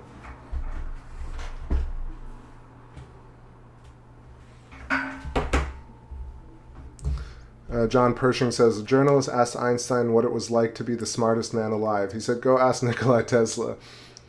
He asked Nikola Tesla the same question. He said, you should listen to Maxwell. Laugh my fucking ass off. Look, all of them, I gotta say, like, that's why I stopped kind of hating on Einstein. I think he just was trying to do what he had to do, and some people get puppeteered, and some people get funded, and they just gotta put up a front.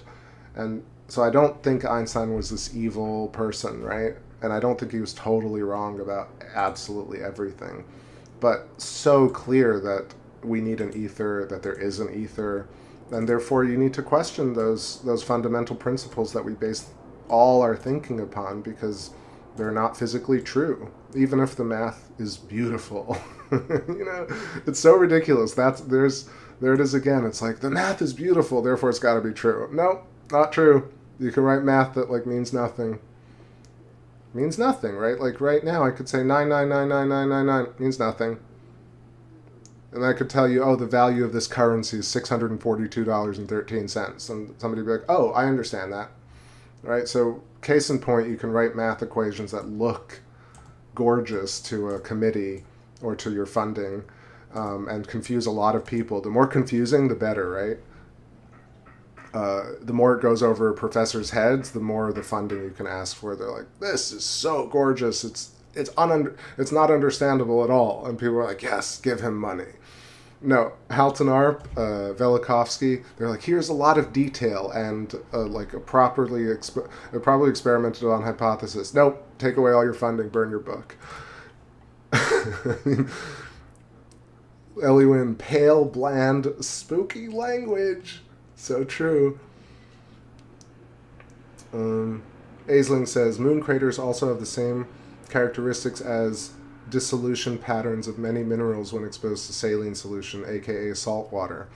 Right, well, what's interesting is that, or part of that, is that crystalline forms, hexagonal structures, crystalline forms are inherently hexagonal lattices. It's part of what Pierre-Marie Robitaille talks about when we see the surface of the sun and we see this convection. They're actually interlaced liquid metallic hydrogen along crystal hexagonal lattices. So the moon looking like a crystal or like a rock that's been eroded by water makes so much sense to me. Even if it was boiled at a certain point, when boiling cools, for example, if you pour over coffee, you'll see that the bubbles intersect and the bubbles pop and they leave really they leave craters and mare just like we see right now above, or I mean everywhere on the moon, everywhere. I think fundamentally for me, again, it's about the fact that why are all moon craters circular? Like, they're not even close to being circular. Why are none of the moon craters circular is really the much better question, right? Or, yeah, I mean, I'm just gonna, that's the hill I'm dying on. Let's take a little break here so I can stretch, and we'll play some stuff from the Call in My Mind album. This is Eurydice, and then Syncopated Television for my OG fans.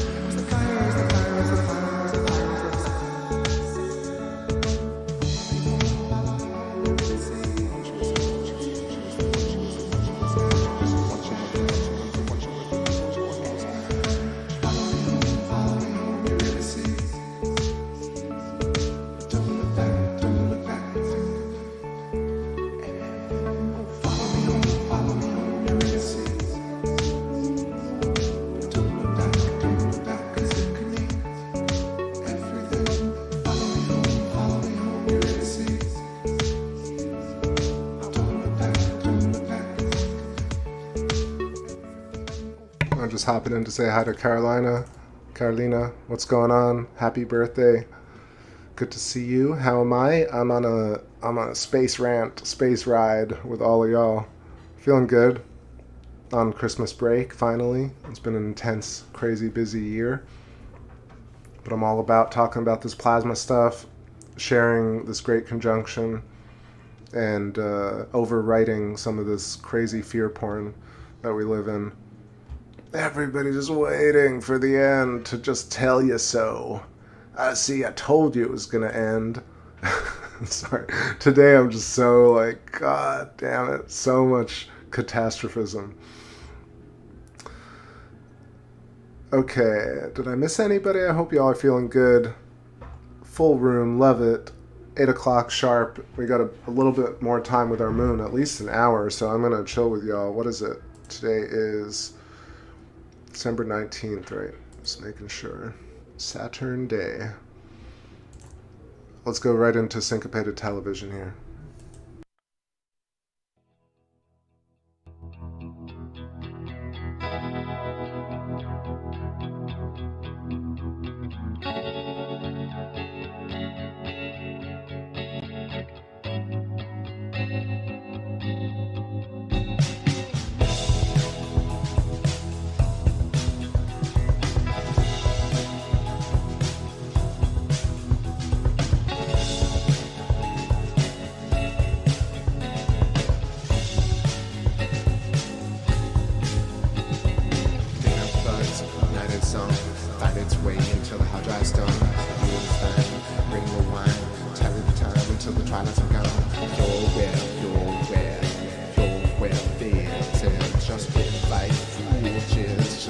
about cool chicks. They don't mind circulating television, simple blitzes. Suffering out of apps, wild, separation, well, sin, wild, sleeping down, right? Get the walls, it's a big television. Get the wall, it's a pop, get it, separation, get it, good, get it, good, get it. Take the islands, the night is on, find its way until the hot times done. It's fine, favorite wine, into it, time until the twilight are gone. You're well, so you're well, so life, it's just real love and cool chicks.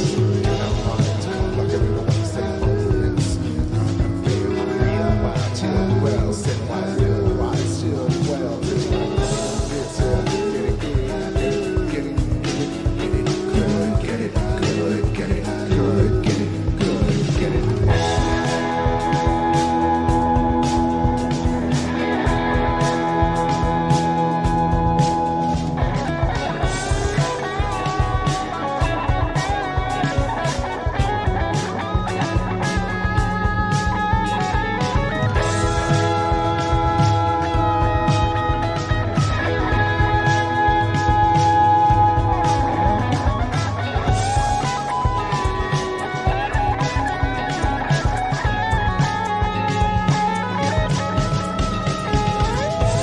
Syncopated television, suffering out of beds, separation information, slithering down the tracks. Syncopated television, coherent integration.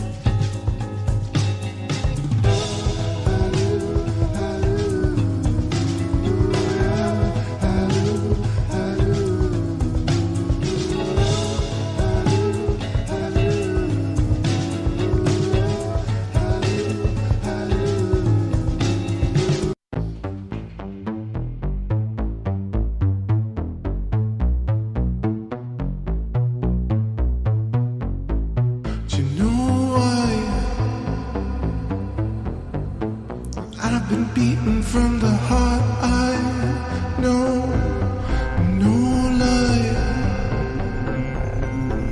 I've been thinking about you all night. Why? No why. I've been waiting for your white light. No why. I've been thinking that you should be mine. So call me up, and let's get down, down. So call me up, and let's get down, down.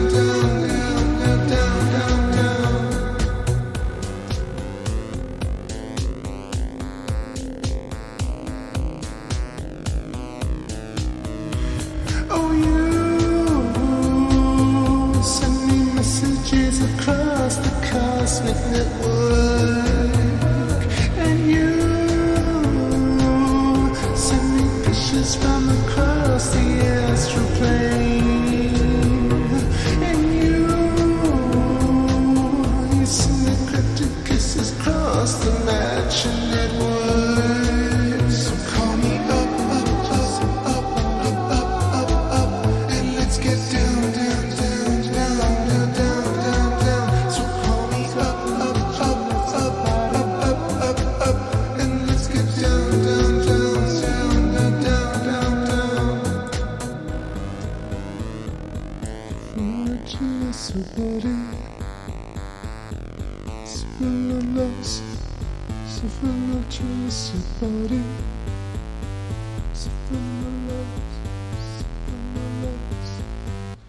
Je t'attends, mon amour insaturel, assis dans le monde que la même semaine, achetant la éternelle, avec on ensemble. Je suis la même, pourtant l'avant l'année chaque jour. Je t'attends, mon amour, avec les mecs sans agréver. Et c'est mon âme magnétique, c'est l'amour magnétique, c'est mon amour magnifique. Cool running, no water.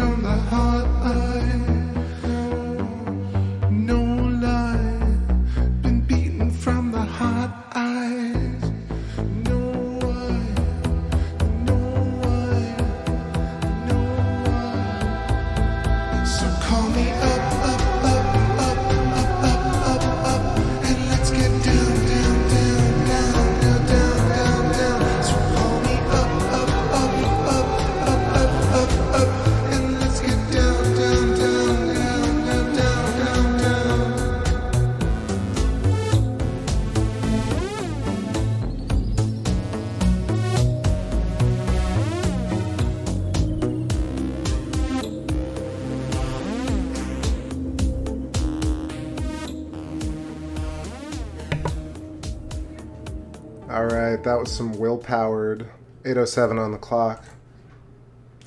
Hopping in to say thanks for all the great comments about the tunes, getting the hips moving. I do have my guitar handy, so maybe I'll just jam for a little bit. I'll see how it sounds actually before I do that. But Burning Heart says, when does the official alignment occur? So yeah, please, it's on Monday the 21st between 6 p.m. and 8 p.m. Eastern. But if you want to see basically what it looks like, you can jump back to the beginning of this video. And you can see Jupiter and Saturn are within the same frame and several, like, fractions of a degree apart. So let's see if this is coming through.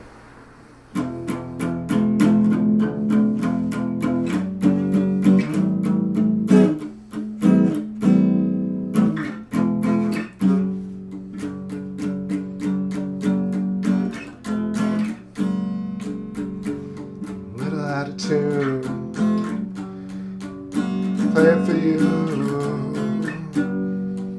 little attitude, just play it for you, little attitude, I'll play it for you, little attitude, little attitude. Play it for you, little attitude, playing for you, playing for you, playing for you,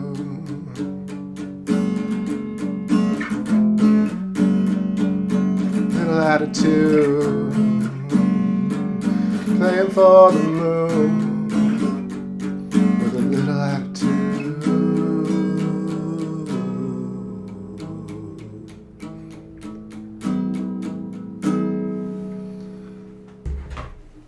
Alright, let me know how that sounded before I go any further. Before I go further, yeah.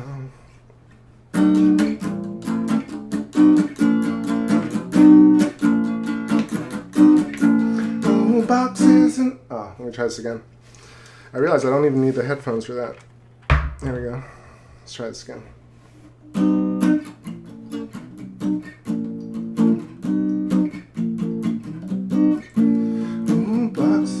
Boxes, your infinite toxin, all got something to say. Indestructible ideas are vanishing, aimlessly wandering away. The nation crawls insatiable into your nighttime activities, our liberties. But can you say, you're my sister and I love you forever? Say, you're my brother and I love you forever. Say, you're my sister and I love you forever. Let me hear, you're my brother and I love you forever. I love you for I recall I knew the sun, the elements of fallen graces. Watch out, all we loved is from the one, your healing lungs and body graces. Would you tell me what you like? I got so much love for you, and you, and you, and you, and you, and you. I say, you're my sister and I love you forever. Say, you're my brother and I love you forever, yeah. I say, you're my sister and I'll blow out the speakers if I try, if I try, if I try. You're my brother, love you for, love you for, love you forever.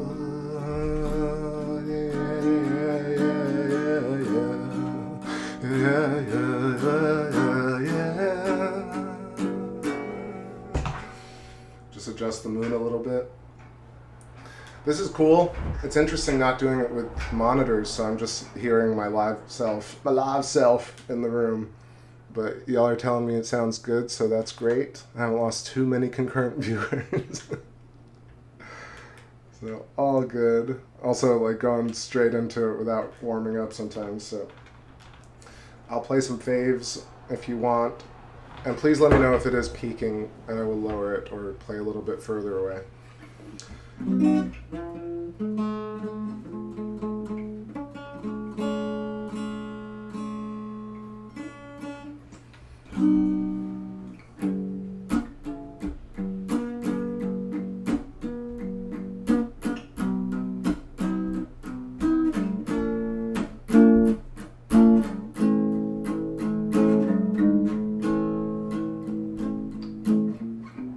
I left home at 17.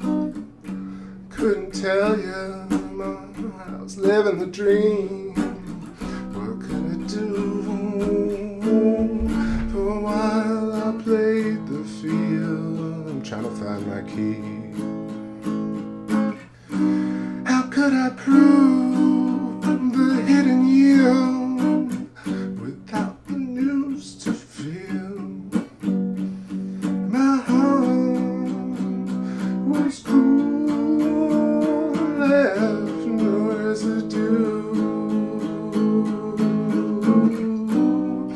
Catch me if you fall, catch me if you lose.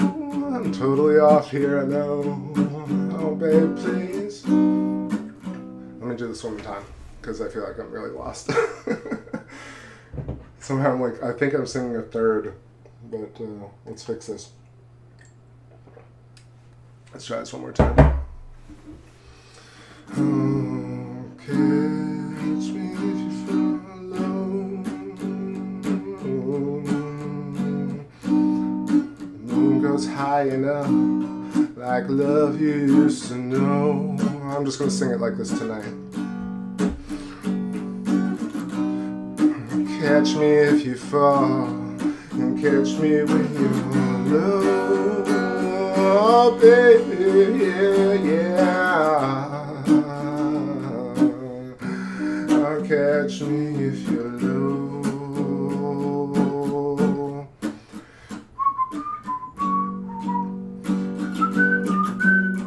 Man, I'm like butchering this. I'm so sorry. Hold on, let me try this again. I think this is because it's like a whole step down.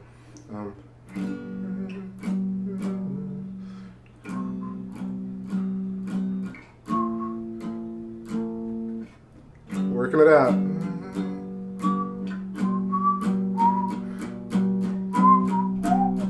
It's low.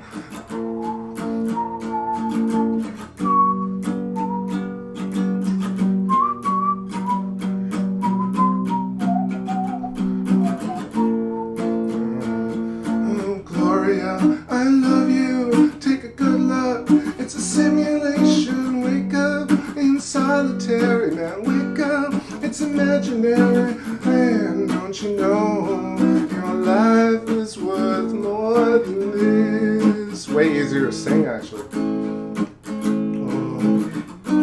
Oh, catch me if you fall, and catch me if you're low. Oh, yeah. Gotta adjust sometimes, you gotta take risks sometimes, you gotta stay low, you gotta stay low.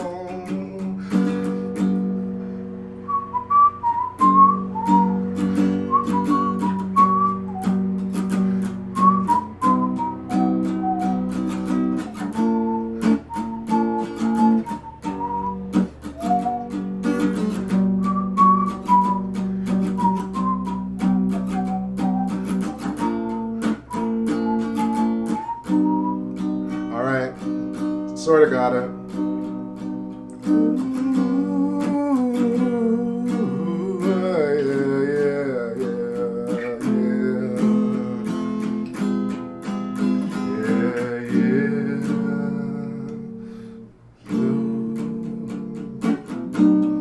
Break the paranoia, babe. Everyone who loves you, loves you. loves you best. Just float, oh yeah, break this paranoia, yeah. 'Cause everyone who knows, who loves, who knows, who loves, who knows you best. Just float, you're falling like a feather, yeah. Everyone who loves, who loves, who loves, who loves, who loves you, loves you best. When you float, formidable opponent, angry lecture, formidable opponent, you can walk out, formidable opponent, dangerous crackpot, formidable opponent, think you have the choice, formidable opponent, angry lecture, formidable opponent, you can walk out, formidable opponent, dangerous crackpot, formidable opponent, think you have the choice, just think you have the choice.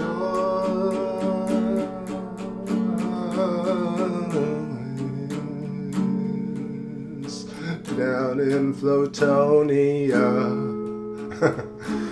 Flotonia, oh, down in Flotonia, Flotonia, Florida, Florida, Flo.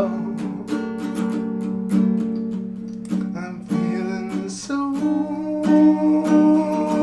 high, we love you like we were young back then. I left you in the garden when you said, come back to me. I know it's whatever love I'm giving in wherever you. Well, I let you say what you wanted to, like the breeze bring you back on those dreams we left so long. It's so long, so long. You know me, and I may find myself going.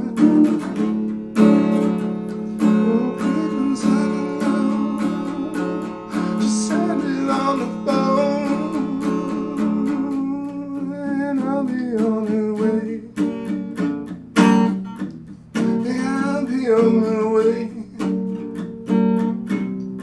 So I'll be on my way.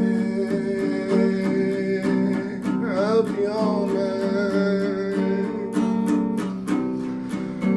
way. 'Cause it's when my life was taking a sofa down the street, and I waited on the corner while they locked up the truck and said, look, you need a fix, babe. She said, no luck, I'll do different ways, struggling days. I can't even remember my own face. Oh, I was the one that stole the silver keys, but the truth is, God, you were the one that said you'd slay the bees. Oh, and it's all around you. Yeah, and it's all around you. And it's all around you. And it's all around you. And you. And all around you. Alright, warming up here a little bit. I'm glad it sounds good. How y'all feeling? Anybody else joining that I missed? Joining in the mist. Astralis, I see you there. What's going on? So yeah, this is totally like an entire step low. So I'm trying to sing like classics, but you can tell I'm like, wait, I'm a bit high for this. many ways high. Highway, highways.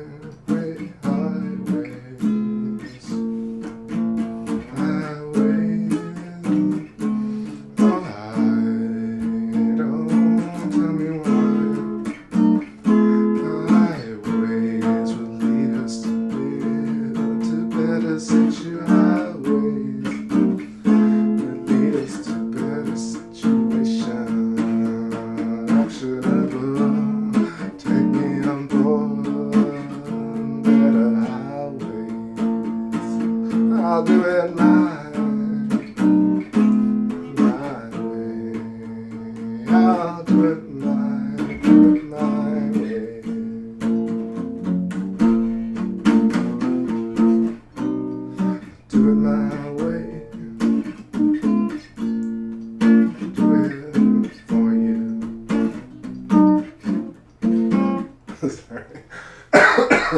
Damn, I'm getting choked up here. No, that's not what I meant. I'm choking here.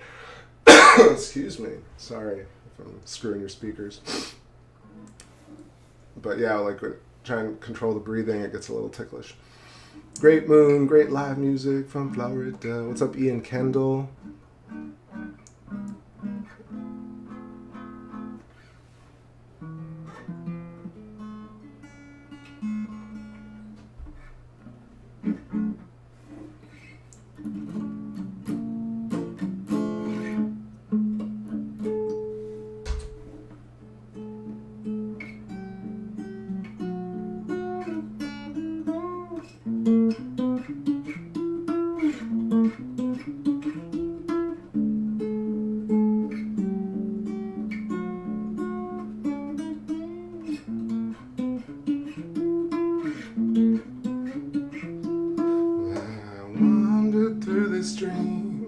Fly away from my sinking body.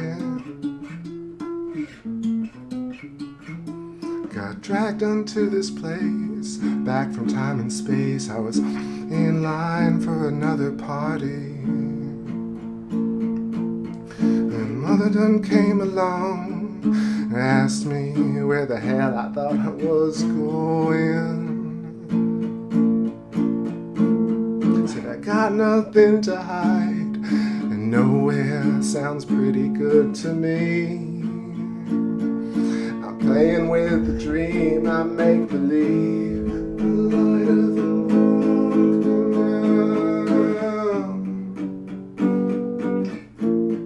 Oh, I will steal your heart in the light of the moon. I will steal your heart, steal your heart in the light of the moon. Yeah, yeah, yeah, yeah, yeah, yeah.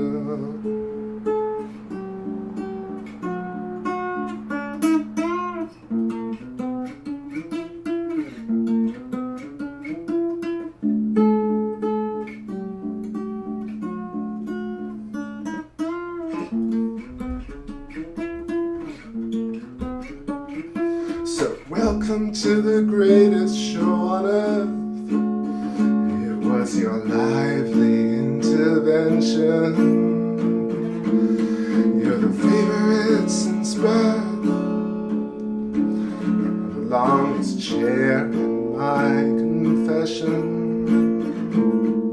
Speculate the worth of a lifetime in search of good intentions. Find out what to do.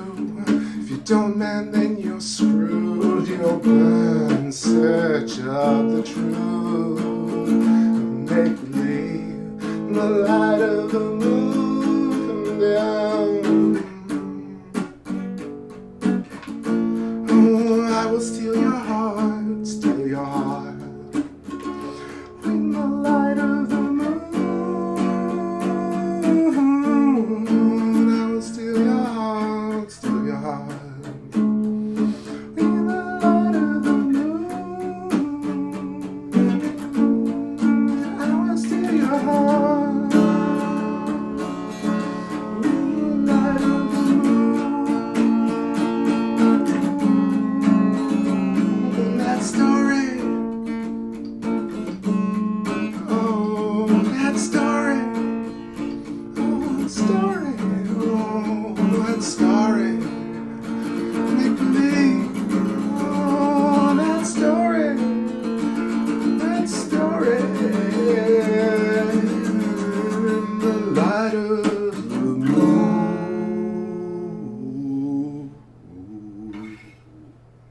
That's pretty low.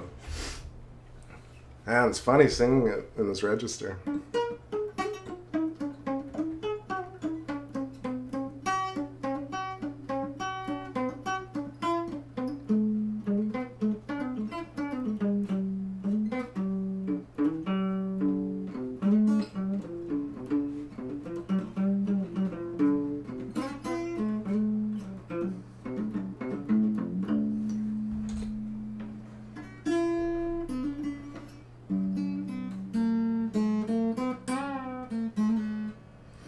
Thanks, Sonic Jet. I'm glad you think this music sucks. How rock and roll of you.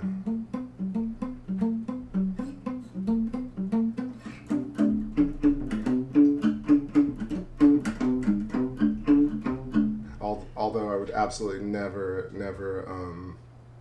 play any AC/DC on this channel because I'll get flagged immediately. You can no longer play cover songs safely on YouTube, even if you're teaching or doing it for no money. Like any type of song right now could take your whole channel down and I won't be able to stream for 3 months. So I just play my stuff even though it sucks.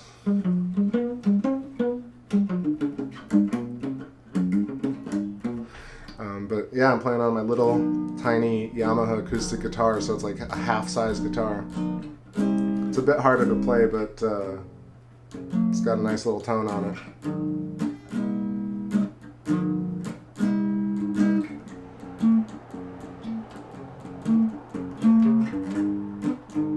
Sonic Jet, that's your home.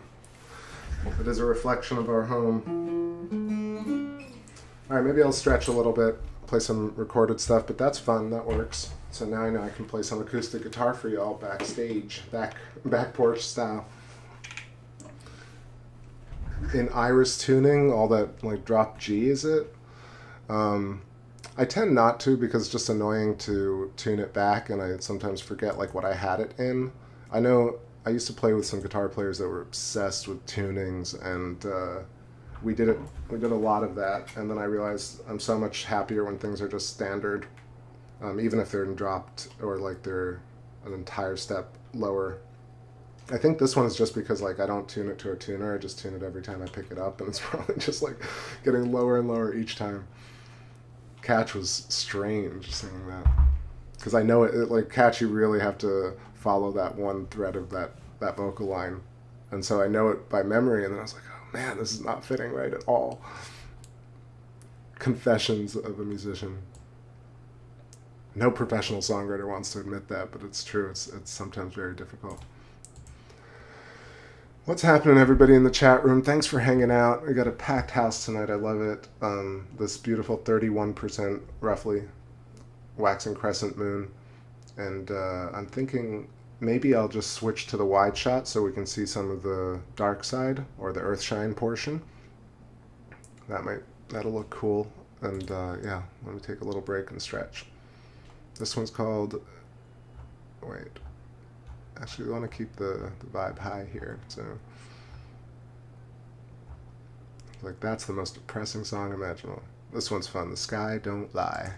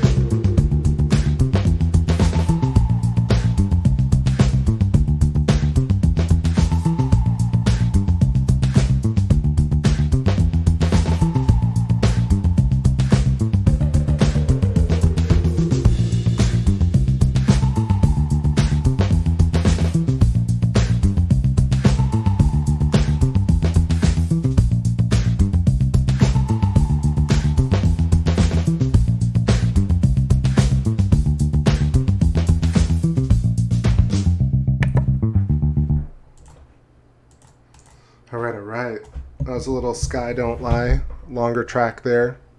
Just grooving on some electro drums, and all of that is played on different synths and Logic. But I really like that ending bit. That's one of the 2016 tracks when I first started writing stuff for TakeBackSpace. Looking for another tune here. And we'll keep it in that kind of electro vibe. This is Race to Space.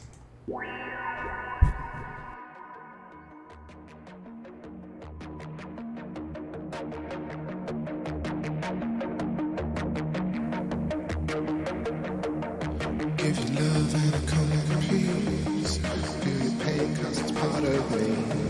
I know you really think when your body's built. I'm amazed by the words on your lips. Give your name and a common peace. It's insane that you're part of me. Never lifts from my iron wrists. It's as if everybody is the same body. Insane that you want for relief. Maybe one day you summon me. I made up the way that somebody someday, but he will gonna slip. Here in space now we come in peace. Seeing things that you cannot believe. Ready to trip on the drift. We can live to the do. Cause I love to give you. We are the space race. We are the moonwalk. We are the franchise. We are the sequel. Made of the ether. How are we still here? For your place along the space race.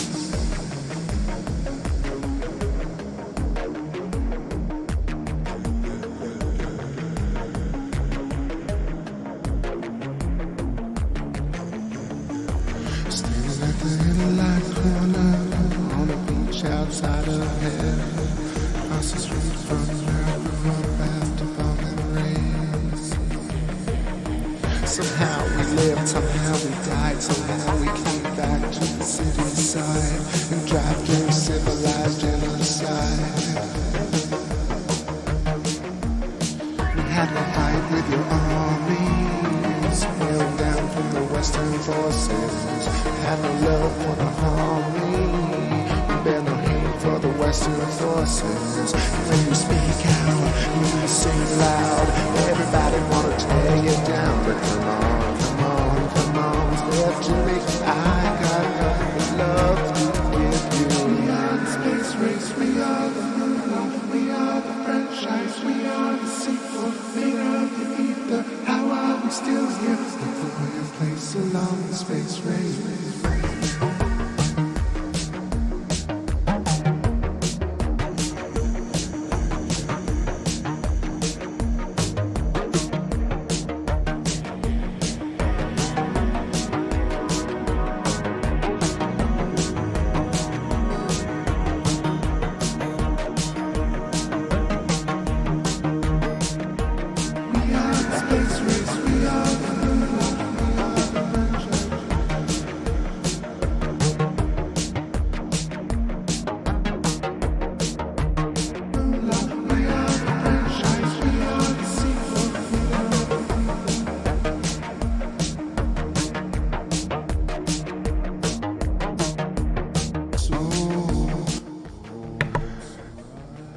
Yeah, just chuckling here about like the moon crashing to Earth. It actually triggered me for a second.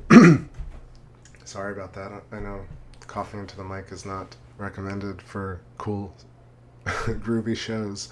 So sorry about that. But Sonic Jet is saying, is talking about like the moon crashing to Earth or planets crashing to Earth, and I find it funny because I just saw a video today in my escapades of fear porn. That's a weird way of phrasing it.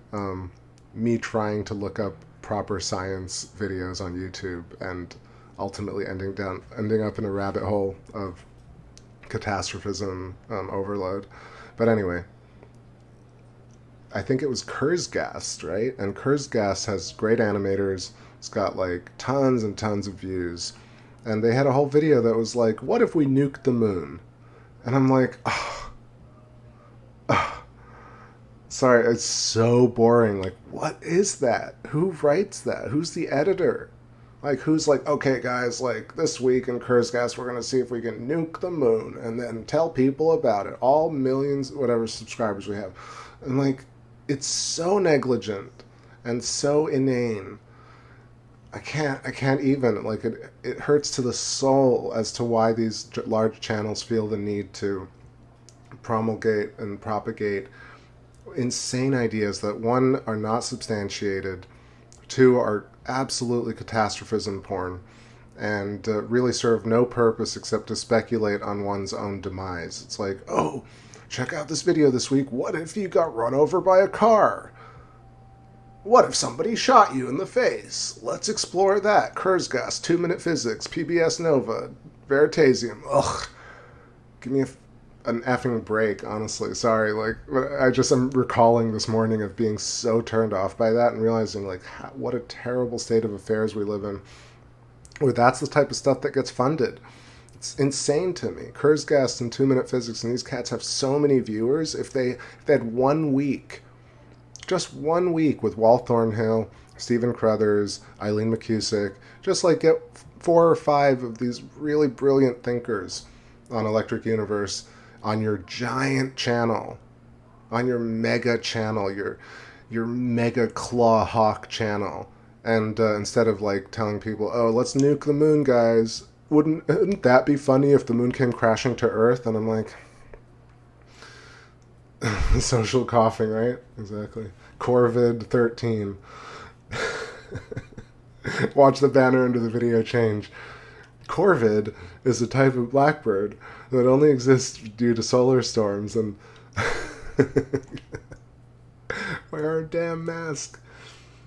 Actually, my microphone has a mask, so we're social distancing. Anyway, the moon is moving away from us. That is also true, right? But it actually does bring up the question as to, like, this idea that the moon is moving away from us at a few inches per year.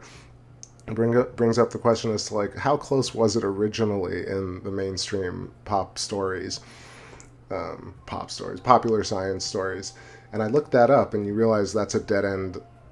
There's so many, like, rabbit holes that I've descended into, and I'm like, oh, no, turn back.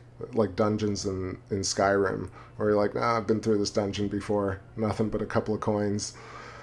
And then you leave, and you're like, wait, what really happened with that? No, not going to find out.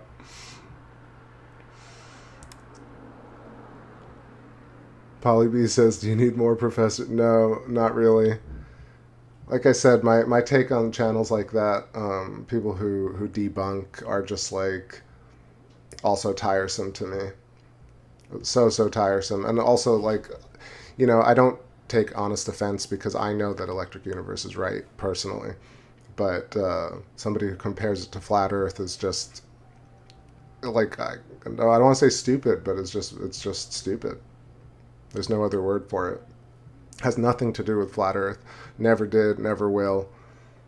It's like you can't have two coexisting concepts. Nope, gotta tie it in. These fringe people thinking about Flat Earth, thinking about electric, blah, blah, blah, blah, blah. And I'm like, get GTFO, man. Nobody can really talk about it. And I'll tell you why they're wrong and stupid. And I'm using the same type of ad hominem attacks, is because ultimately they don't talk about anything new. That's really all it is. He's not deriving any new information out of anything.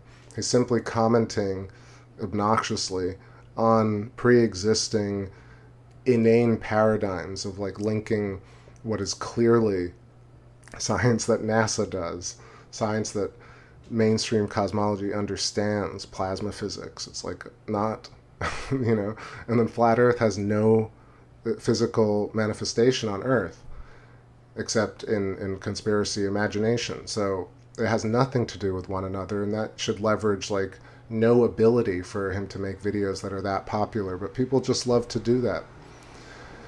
People just love to tear apart things that they don't want to study. They're like, you're so stupid for spending time learning about things. I'm like, okay. Okay, go for it. And that like he's like insulting somebody like Dr. Pierre-Marie Robitaille, who like it, love him or hate him, right? Like, that guy's brilliant, like actually kind, actually does research, actually presents research, actually rethinks positions, is offering new science. Like, I say it's stupid because, like, how do you target somebody like that unless you're either totally paid to do it nefarious or you're a total idiot? Like, you're a total idiot and obnoxious to, like, target somebody as kind and cool as Pierre-Marie Robitaille, like, basically one of the most brilliant thinkers of our time, and his son, who make, like, a dope YouTube channel. How petty do you have to be? Forget anything you're saying. All of it. Forget all of it. Because it's pointless. Like, why would I ever listen to anyone who talked about people like that? And the same thing with, like, Michael, whatever his name is. So, like, what's that dude's name? They had somebody who debated Wall Thornhill. Michael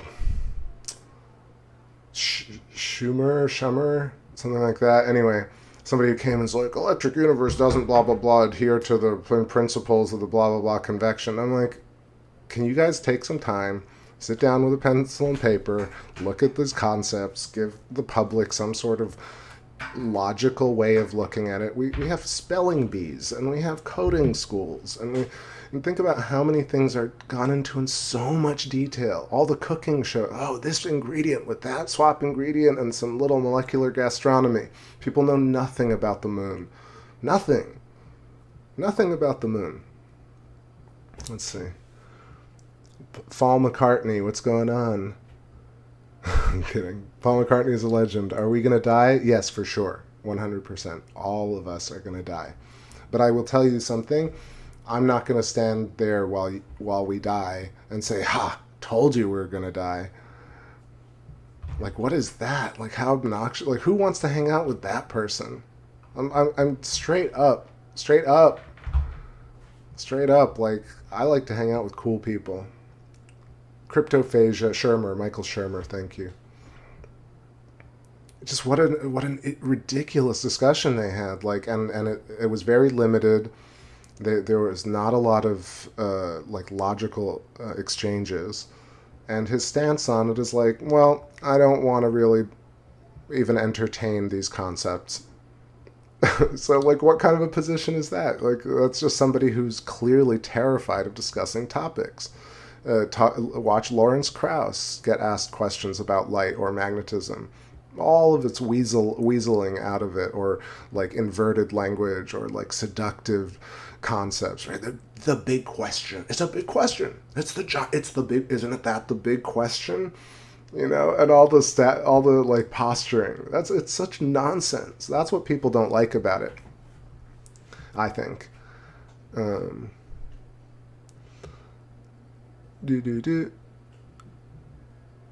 Yeah, did I call a channel stupid tonight? I did. That's kind of beneath me, to be honest. So I apologize, Professor Stupid. I apologize to like this giant channel that manipulates people for calling him stupid. But I don't know. There's no other word for it. It's just an illogical expenditure of time if you actually care about science. If you actually cared. What am I missing here? Paul McCartney is a legend. Yeah, after the conjunction, like right after, are we gonna?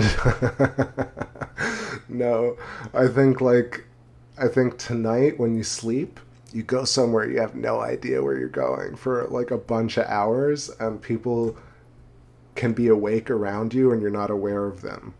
I would be worried way more about like what happens when we sleep than when we die.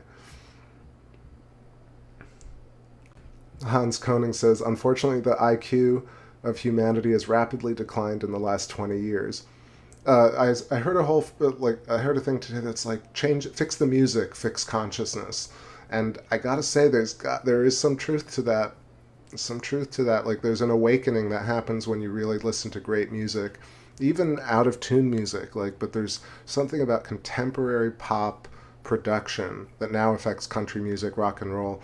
All forms of music is now produced in a certain way that has auto-tune, and not just auto-tune, a certain type of auto-tune, and it has a certain type of dynamic range adherence and a certain type of compression that it uses. And then furthermore, auto-tune is accepted on all levels, right? Even to just modify a few notes here and there. A lot of people are okay with it, but people who really listen to prog music and classical and like who know music really well cannot listen to anything produced contemporarily. I would bet that the volume of music and the frequency of music today on Earth is what creates this low intelligent quotient. Without a doubt, it's a constant struggle from day to day to browse social media or to like be on YouTube or to do any type of work at all in this world, dodging inane interviews, dodging stupid songs that cut into you with their production and that like earworm you, and that have content that means nothing. And you dodge this all day long. I mean, I dodge and weave all day long to find, but there is great stuff. That's the flip. The flip on YouTube is that if you look, I'll give you a channel, Terminal Passage. Look up the channel Terminal Passage and listen to all those amazing records that this person puts out. Just unbelievable, the amount of missing music from our contemporary. Talk about like when people say Akashic record or our ancestors. I'm like just our recent 80-year ancestors of all the musicians that have gone unnoticed or unpopularized. That's medicine for the people. That is like the stuff that we need to, that I feel is missing from the contemporary world. People would be way smarter if they listened to better music. And better movies too, like this whole thing with Star Wars, for example. I know like a lot of people love Star Wars, but at some point you have to end a story and write something new, you know? And the insistence of this kind of continuation of these stories, you know, is both bad and good, right? Like it kind of leads people to think like, oh, I could just recycle that old thing, right? And that's what science has done now. Cosmology is purely recycled. No, even people who are fringe and are questioning things just recycle tropes as well, because ultimately it's very hard to get actual evidence, and then furthermore it's hard to actually use that evidence against concepts to deduce something rational and new. Then when you get there, then you have to go out and say it to people. And most people stop there. They're like, oh, well, I'm not a good public speaker. I don't know how to write. Can't do Photoshop. Can't, right? It takes a lot of different parameters in order to like figure something out, then share it with people, and then get better at saying it. It's hard. Which channel? Terminal Passage. Let me find that for y'all.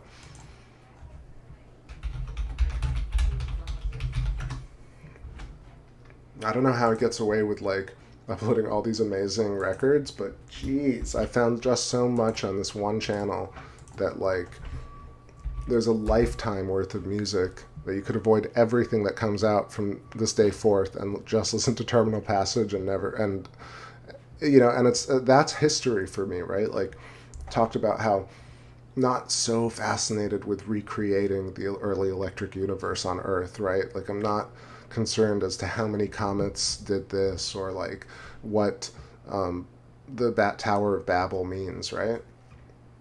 But I do think that like using that information, that those events likely occurred, that we can derive new things. Like, why are we seeing what we see today? Why does the moon look the way it does? Why are those stars aligned like that? Why is everything in focus? Like, those stars are not 250,000 miles away. Those stars are supposed to be light years away. What's a light year? Why is a light year? Why do we think light has a rule or a limit? Jedi Princess says, "Hey now, let me be me." That's what I told. Yeah, sorry, not sorry about Star Wars. I know. I backed off already. Anyway, I got into my rants. Oh, right. Link to Terminal Passage. Yeah. Thank you.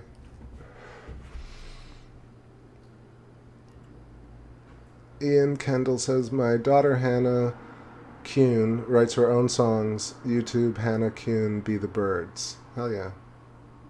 Let me check that. Let me check that.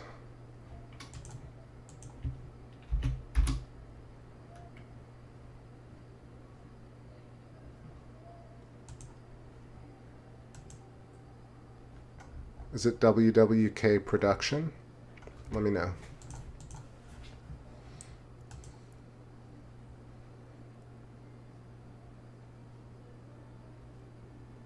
Fastina Saltzgiver, what's going on? Thank you for showing this wonderful event. It's my pleasure. You go to your brain candy happy place, I go to mine. Judge much? Well, we can agree to disagree on that, right? I don't know. Let me rant about Russian Doll and all the Netflix shows and how much effort I try and like give to watching these shows, and I'm like, what is wrong with this toxicity? Like, why are... Anyway, I don't know if any of y'all love Russian Doll, but I watched 5 episodes like hoping that it would just get better, and it just got worse, progressively worse. Do they sell McRib on the moon? Really, it could be either, right? It could be super easy to go to the moon, or it could likely be impossible to go to the moon. Either way, McDonald's would try and sell a McRib, right? Regardless. McMoon. You know it's coming, right? Like the golden arches, golden arcs, right? I can't tell if it's McDowell's or McDonald's or McDowell's. We got the arches, they got the arcs. Or no, I don't know. I don't eat McDonald's. I'm very elite about my food. I'm sorry. People can say like I'm obnoxious or whatever. It's fine. I like to eat what I like to eat. I like to watch what I like to watch. That is part of having conviction. Like, you know, I think part of it is like these people who debunk, and Professor or whatever his name is, or even Toe Jogan. It's like, yeah, I'm not going to entertain this electric universe thing. Like, that's just silly. Like, some mainstream guy told me that it was silly, so it's silly. I'm not going to even talk to Eileen McCusick or Rupert Sheldrake at length, which is ridiculous. Like, and nobody holds them to it. I see the comments. They're like, you're so amazing. You should blah, blah, blah. And you should run for president. And I'm like, you're a total douche. Like, spend some time highlighting people who have something to say. Really, roundabout, like, even like somebody like Brian Greene, right? Like, I don't want him to not make money. Like, whatever. This dude's trying to make money, but like, gosh, he must be so bored with himself. Or does he go to rich people's parties and they're like, yeah, like, we figured out immortality, bro. Like, yeah, like, just keep telling him about this. You know, like, I don't know. I don't think it's like that. I don't think they loop in people like Neil deGrasse, the Grappling Hook Tyson, and Brian Greensleeves. I don't know. They don't bring those guys to the rich parties and tell them about all the tech. But they're like, you're doing a good job out there. I'll give you tenure. Wait, am I talking too much shit? What's up, Alicia Evans Underwood? What's happening? I mean, like, case in point, actually, no, I'm not gonna... Let's see. I was going to talk about Star Wars, but I really shouldn't. Paul McCartney is a legend. Is the Great Conjunction going to affect the world? What's going to happen to everybody? Less O2, more CO2. Again, think about that. Let's talk about, like, greenhouse gases. Spooky language. The ice caps are melting. Spooky fucking language, right? Like, I'm so tired of it. What, people don't even know what that means. What, are you taking a measurement of the rise in water daily that you know, like, what's happening? Or have you measured ice core samples yourself and have derived foolproof like methods of saying this is exactly this? No. And most of these people who say they haven't, very likely, because when you really look into it and you really look into detail, you see that people have dialogue, deep discussion, detail. Have you ever read a manual for a video game like Flight Simulator? Or have you ever, like, played an RPG? It's so detailed. It's so damn detailed. Then go watch Joe Rogan. Go watch Lex Friedman. Go watch these guys. I don't care because I don't watch them, but watch them for a little bit because I watch them for a tiny bit. And you realize there's no detail. Like zero granular detail. And I say zero, I really mean zero, because most of the stuff is like, you're so great. No, you're great. No, you're so great. No, you're so great. It's so great that you came on the show. Isn't it great? How's your wife? She's great. And then the outro is 20 minutes of, you're great, thanks so much, it was so nice to have you, that's great, where can people find you? And then there's like 20 minutes in the middle of like, let me explain all this stuff to you. Okay, so. And then you listen to Thunderbolts, and like they jump right in and they're like, okay, this comet is actually a rock. Here's a photo. And then they're like, hey, you know those things that people are calling snowballs? They're actually rocks. I mean, there's something so drastic about it. And when people see those videos, you can tell. Read the comments in Thunderbolts Project videos. People are like, I can't watch that other shit. Can't watch it. Let's see. Copper Tropicals, what's happening? Oh, right, O2, CO2. Anyway, so, yeah, spooky language, greenhouse gases, Earth coming to an end. See, this is the ultimate proof in all of this is that, yes, it could end. But what's happening right now? Right? And imagine that it's already tough to focus on things, right? You got to eat, you got to drink, you got to watch, you got to play, you got to do. And you have 1 or 2 little slots of your memory for a couple of thoughts about science or the world. And you're going to fill them with like the moon's coming crashing to Earth, or like this blah, blah, blah says blah, blah, blah. Or you're going to be like, damn, what is this moon thing? Like, why are like stars that are supposed to be like infinitely far away and the moon are like both in focus at the same time? What's up with that? Also, like, everybody said circles on the moon, but all I see is hexagons. Like, what's up with that? Easy choice, right? Like, really, I'm gonna go listen to like Mythbusters tell me why the flag in the video of Apollo, oh yeah, we proved that these stupid people who think like that the government lies and steals are so stupid. Let's make a whole Discovery show dedicated to that. That's cool? That's like the absolute definition of uncool. It really is. Like, I don't care how much money those cats have and how much fresh tech they get and how many Boston Dynamics dog robots they all pet. Give me a fucking break. Give me a fucking break. Tell me, like, why are there hexagons on the moon? Like, what is Valles Marineris? Like, what are Birkeland filaments? What are magnetic ropes? Why dusty snowballs? Convection on the sun, you know? Or take it even fringe, like, talk Ben Davidson, like, earthquakes connected to solar flares. Yeah, he's right. I just don't agree with the whole, like, we're gonna die, but also, you know, buy my t-shirt. You know? That's the only issue I have with it. If you're a doomsayer, be free. Do it free. No monetization, no donation, nothing like that. Because it's like, because you get there and you're like, here, give me a fix. Give me my daily catastrophism fix. And I did it for a lot of, like, I'm only speaking from experience, because with all due respect to Ben, like, and all his great discoveries, yeah, I'm not about there, like, watching over my shoulder every day. No way, man. Like, who lives like that? Who cool lives like that? Not cool people. Not cool people.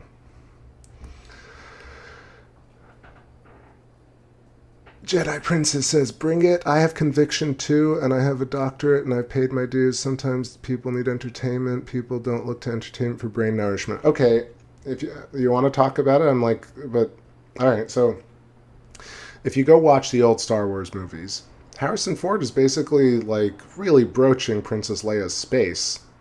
Like, if to put it very lightly, that's really not feminist values. That's not power to the women. Like, Harrison Ford in all his movies, sadly, right? Like, I don't say this like, told you so, hate Harrison Ford. Hell no.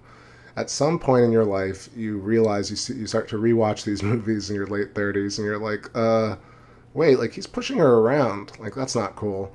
And then you see Blade Runner, and you're like, he's kind of like molesting her here. I know it's a robot, but, like, come on, man. Like, these movies they're not pro-women.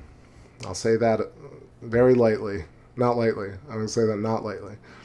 They're not pro-women. And Harrison Ford gets his way with women in movies in a way that's, like, actually very difficult to watch as an adult. I know, like, a lot of people might not like me saying that, but So be it. That's the truth. Go rewatch them as an adult and tell me like you'd want your partner to behave that way.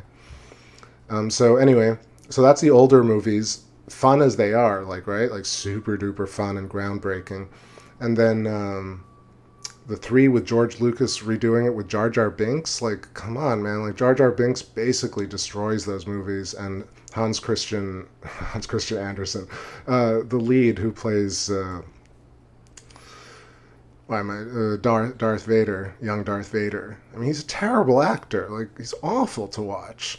And they waste Ewan McGregor, who's an amazing actor. And they waste Sam Jackson, who's also an amazing actor. And they do this whole thing about the politics and whatever. So those movies, like, disappointed me when I was a teenager. And then Star Wars now, like, Rey is cool.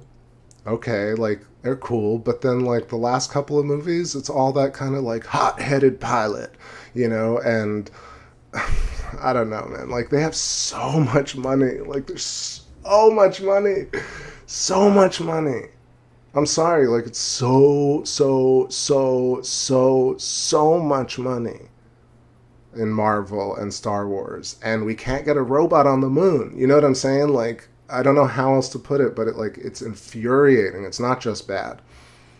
So, like, not doctorate or nothing. I respect you, Jedi Princess, and I respect people, but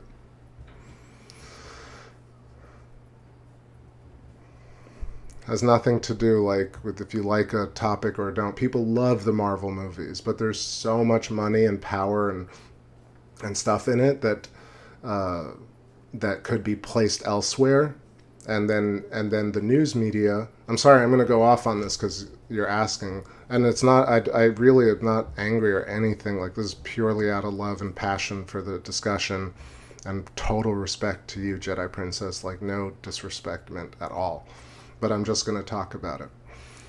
So this money could be used to help people, right? Like, or am I crazy? I mean, this is like hundreds and hundreds of millions of dollars, not just and attention. It's not just money. It's like people's attention spent on this. I love great content more as much as the next person. I create great content for people to veg on, right? Like, I'm not anti-relaxing or enjoying great content. Case in point, I mean, I'll talk to you about anything, right? And there used to be old shows that help people. And even the original Star Wars, I think George Lucas really wanted to make something special, and there was a family element to it, right? Like,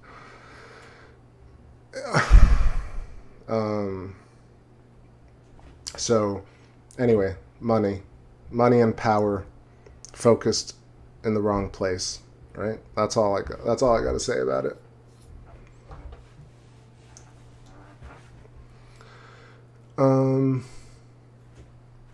I don't know if it's a good story. I'm sorry, like, it's just a story, right? I think it has a clout. It's how science tricks people. It's like Cosmos, and they put Neil deGrasse Tyson in that set, and they make him look all prettied up, right? Like, I'm not against actors and entertainers, right?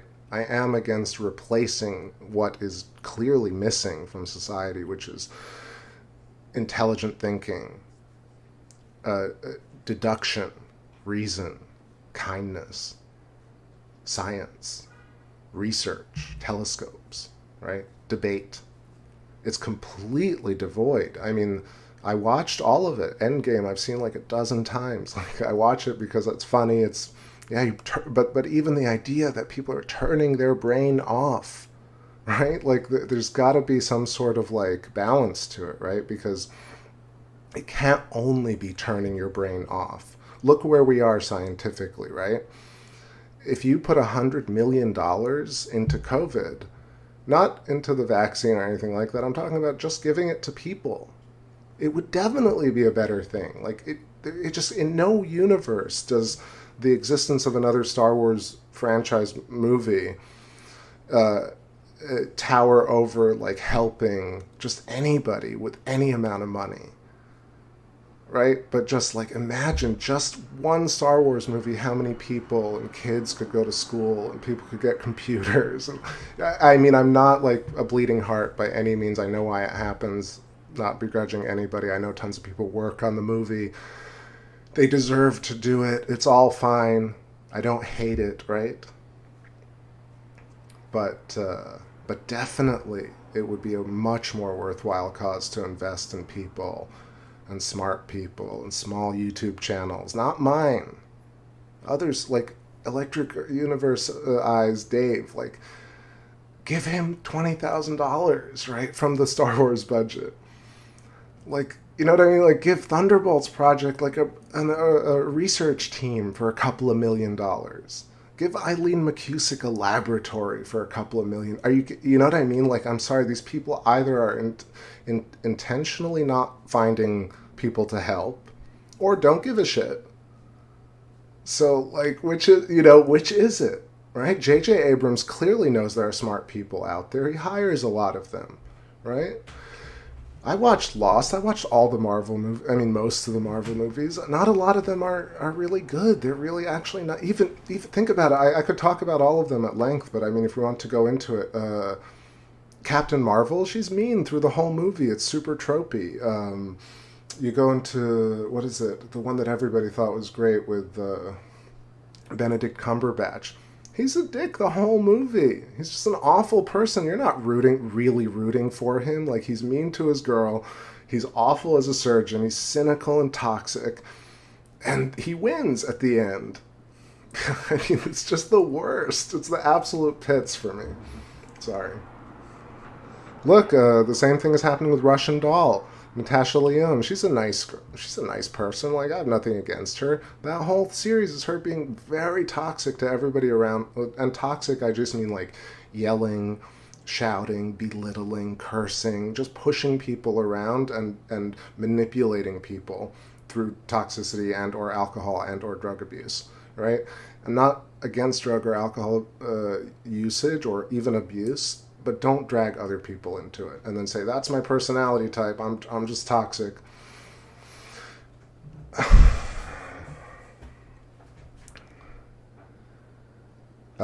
Yeah, so like Neil deGrasse Tyson in Cosmos, or even Carl Sagan in Cosmos. Look at that. Look at how much money is put into that. To completely destroy somebody like Velikovsky, who, what did he want to do? Talk about how the temperature of Venus, and you burn his book and like make a whole TV show talking about how he's wrong? Like, that is just the height of arrogance. And people, if I said Carl Sagan was arrogant, they're like, what do you mean? Carl Sagan, my dad loved Carl Sagan, and Carl Sagan was, he spoke deeply like that, and he really had a turtleneck. I'm telling you, straight up, he had a turtleneck. That's it. Listen to him. Go listen to him. Carl Sagan is that same toxicity that I talk about in these shows. I won't get a job as a movie reviewer. No way, man. I don't watch... I mean, straight up, I watch all this stuff for research. What's really funny, I'll tell you what's really funny. What people really watch is Everything Wrong With and Honest Trailers. Most people want the cliff notes of these movies because even the fans are bored. I mean, right? This is the hot take. Most people don't even want to watch the full movie anymore. They're just like, just give me something, anything. And then the movie companies love it. They're like, fine. Right? The movie companies are investing money in this type of stuff. And I just think that's just ridiculous. The only way that stuff stops is if people stop watching it. It's the only thing. Although I watched Lost all the way through 3 times. So, I'm guilty of it. I'm not, like, excluding myself.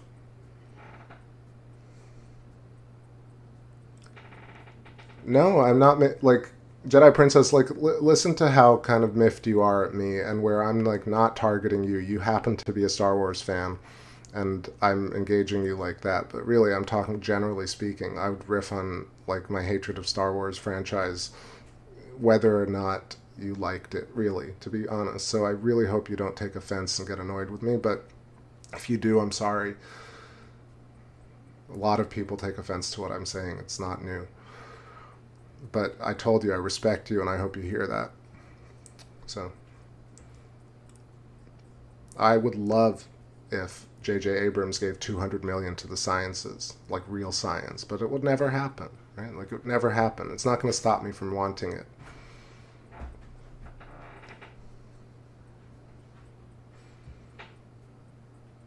And let me see, have I missed Lots of comments. All right, Jedi Princess says, I am the height of arrogance. Judgment coming from you makes you sound both arrogant and jealous. Okay, let's tell me specifically what that means. Like, arrogant? I'm definitely arrogant. Jealous of the money that they're spending on Star Wars? I think, no, I'm a concerned citizen that says, hey, Hollywood budgets are way out of control. Please, let's put that stuff into science. I don't think that's jealous. I'm arrogant, yeah, for sure. Why wouldn't I be? I've never seen a Marvel movie. I'm sticking up for my fellow entertainment watchers. I've seen all this stuff. Like, I love... See, this is very fascinating. What's fascinating is, like, when somebody has an opinion that doesn't match the group, you tend to make that person an outcast. As if, like, I don't know all these movies deeply, and that I've watched every Star Wars movie. Of course I have. But that's why I have an opinion on it, because I actually watch it and I form an opinion that doesn't match the group. But then what happens is if I have an opinion, this happens a lot, where people are like, no, you've never done this, or you're assuming that. I'm like, not really. I voted at one point, now I don't vote. People are like, oh, that's crazy, that's insane. I'm like, no, it's not. It's really not. You may think it's insane, but it's not. To me, it's not. Like, having a clear thought, a rational thought about the Star Wars movies requires stepping away from the fact that, like, they weren't made for me. They're not made for me.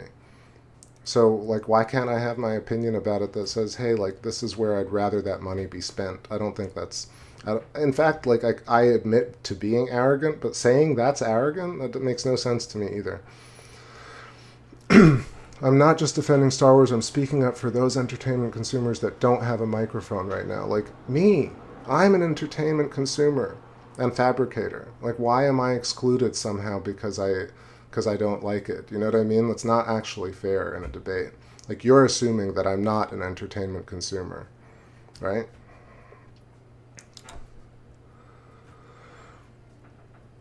Sorry, this became like, it's not a personal thing with Jedi Princess in any way. I hope everybody's commenting and I'm reading everybody's comment. I know this is not trying to get into that at all.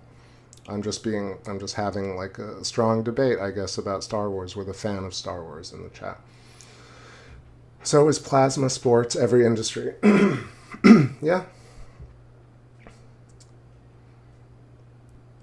Okay, then stay in my lane. So what is that? Like, that's like telling me what I can think or say, talk about? Like, where's that coming from except anger or like, you know, like, go do... I don't come to your videos and tell you what to do. Why are you coming to my video to tell me what I can't say? Right? What's up, Rumvorax?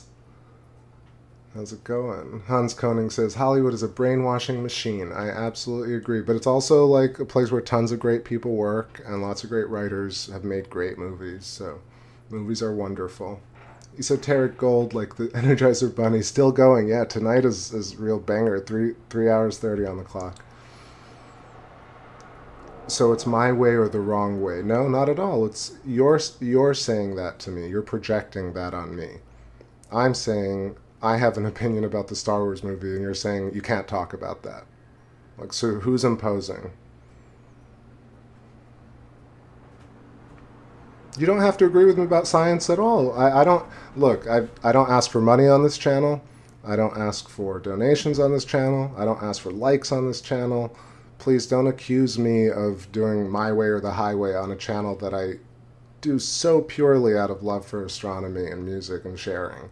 And you know it. So I don't know why you're getting mad at me, but...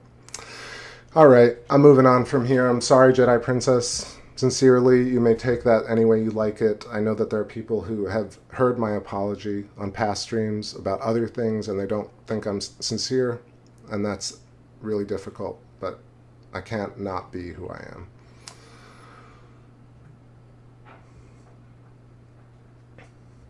And then, yeah, Polly B says, Obi-Wan was talking about the electrical force.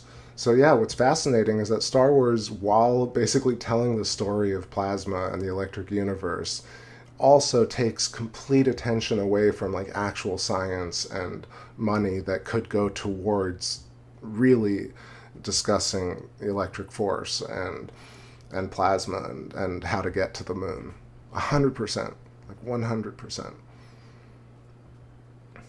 Oh, Star Trek franchise. 100%.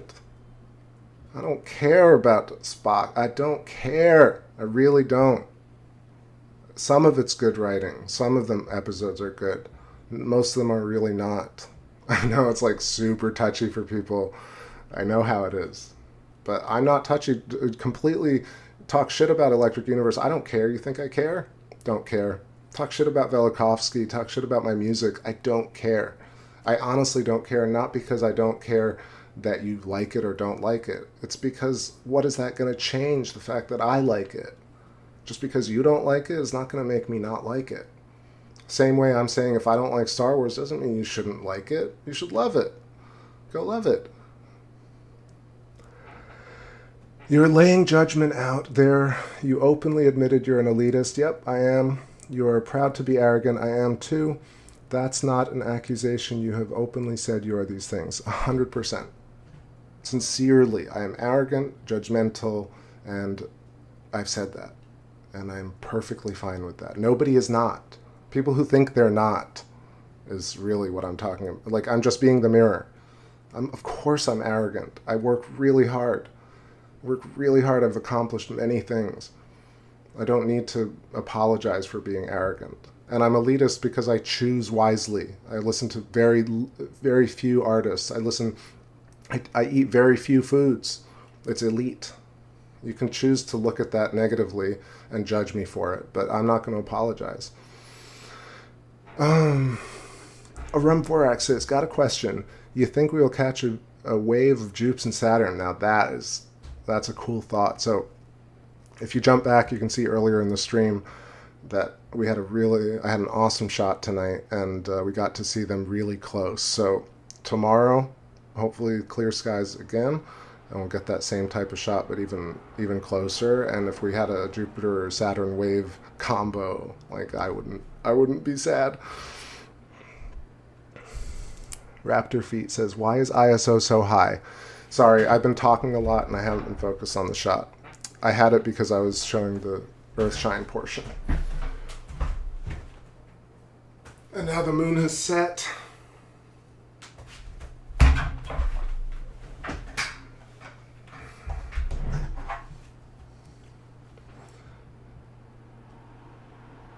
Jedi Princess says, I wish you well and changing the world. Okay. I don't know what to say. It's like, really, we're there where like we can't talk about movies and get along. But if that's how you want it, Jedi Princess, what can I say? Like, it's happened before. I'm going to talk about that. There were a couple of people who used to come to the chat every night, and one of them, I basically didn't say their name when I was saying goodnight to everybody and would not accept my apology. And then another person basically said, oh, you don't care about the world, I'm heading out, peace, and never came back. I'm like, okay, really? Really? Okay. What can I say? Like, oh, don't watch my videos. You can see my raised eyebrows. Like, I don't know what to say. Like, doing telescope work, laying out my soul to you guys, playing chat room songs, not enough. Okay. I mean, what can I say?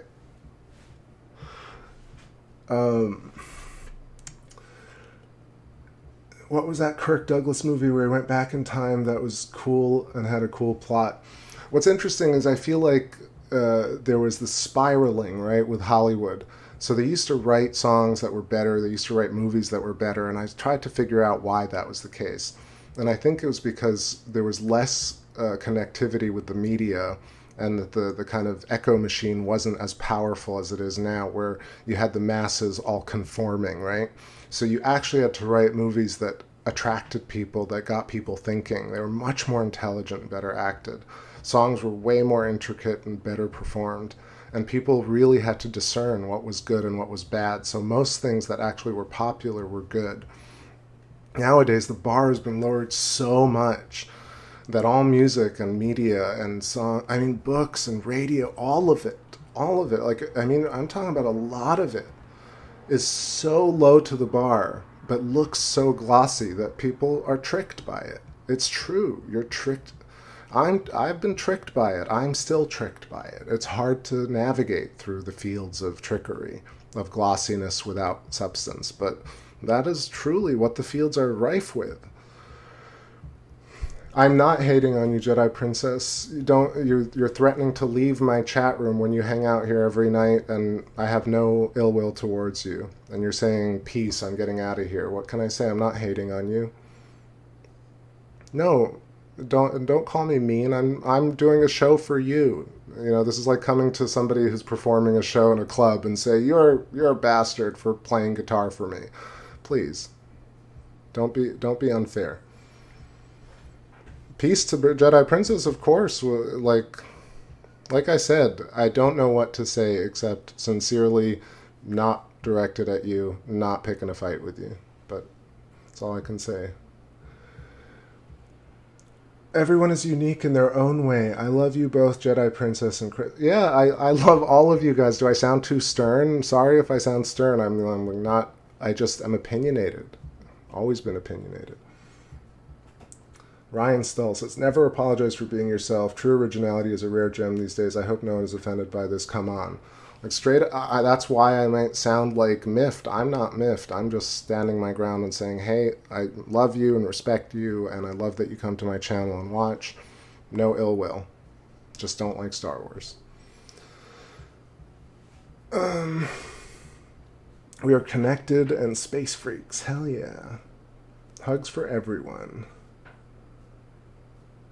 Maybe I misread that. I mean, go read your comment earlier. I thought you were saying, have a good one, changing the world. You know, that reminded me of, you know, that's traumatic for me when, like, somebody, I'm going to say it, Starlight Spectrum used to come to every show. There's one night where I wasn't even talking to her or addressing her at all, and I said something like, I don't want to save the world, or I don't want to save the dolphins. And she left. She's like, peace, never came back. And I'm like, what's that about? Like, and then Vision is Scary used to come to every show.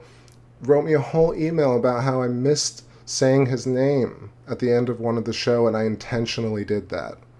This is confessional. I'm just going to say it, because these two people were awesome. Love them. No ill will. Totally pieced out on the show because of misinterpreting something I did. And then I apologized, and I still get, oh, no, you're not sincere. You're mean. I'm like, okay, so I'm sorry, you know. I'm just sharing it with you, all of y'all tonight. Like, I don't mind. Ellie Wynn, you remember, like, I always say it. I'm like, if I missed your name, so sorry. It's hard to read dark mode. You know what I mean? Hard to read dark mode, miss people. Sometimes Ellie Wynn, I said Ellie Wynn one night and you weren't even on the show. I was like, oh, I was just remembering a show prior. And I was like, Ellie Wynn's here. Definitely in the back of my mind. There are like 15 things going on here with the scope and the camera and the audio and the chat, and it's and my state, right? Like being chill and relaxed and trying to be in the flow with y'all. Things that I say taken that seriously to completely like rebuff a so-called, you know, friend or somebody that you come to and you share with. I don't know. I'm a person too.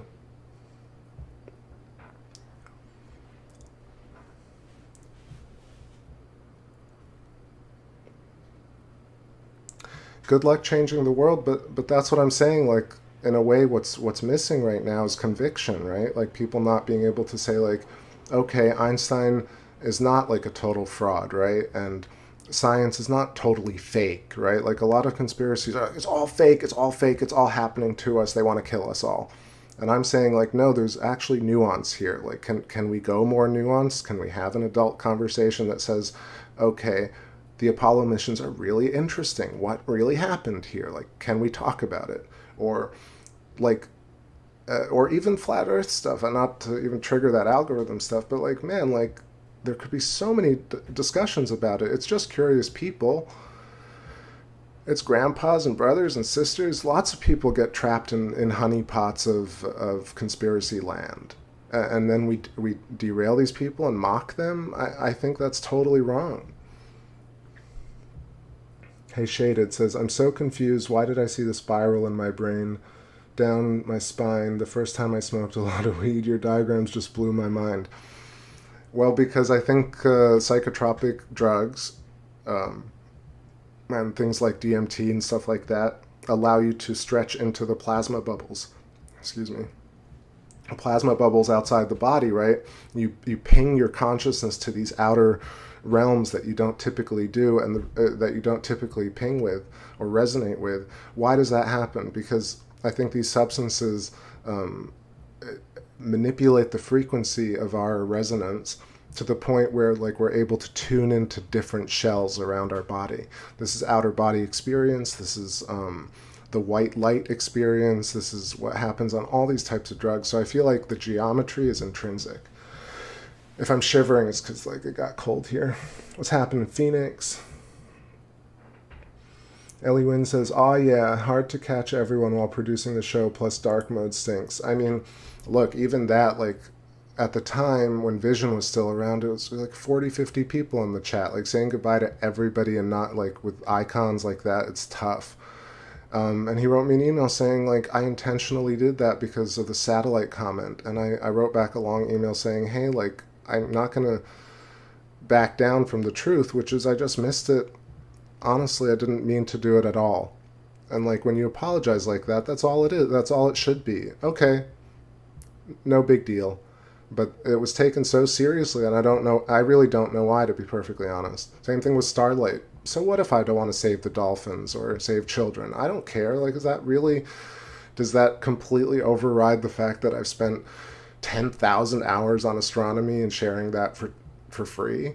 Or like sitting and talking to people where they have questions about life, and I'm happy to sit and spend my time with them for nothing in return. Yeah, broken toy box. I'm sorry. I went down this rabbit hole, but I've had this on my mind for a lot of years, and it's just like it's hurtful to me in a small way, but like it's mostly like I don't even know what to say. Basically, it's like people's choices. Some people come to the show for a little bit, like Ships in the Night, and then they pass on. And some people come to the show and they realize like what I'm going on about, and that I'm just a quirky, arrogant elitist who just wants to show the moon and play some tunes, and they hang out here. So let's play some Broken Toy Box and I'll take a break. Plus the moon is setting.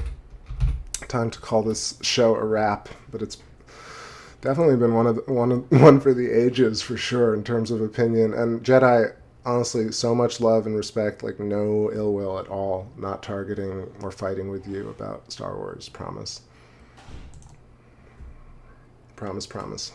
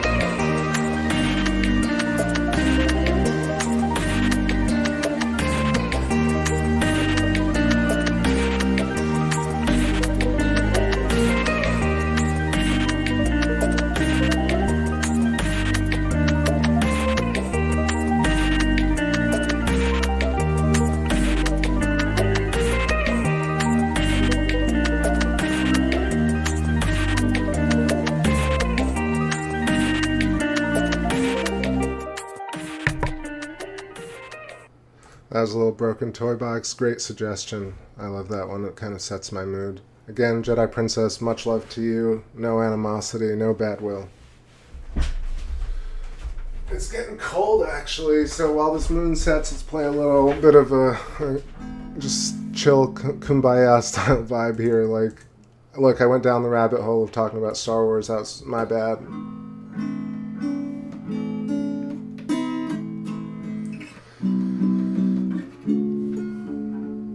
Oh, what will make this right?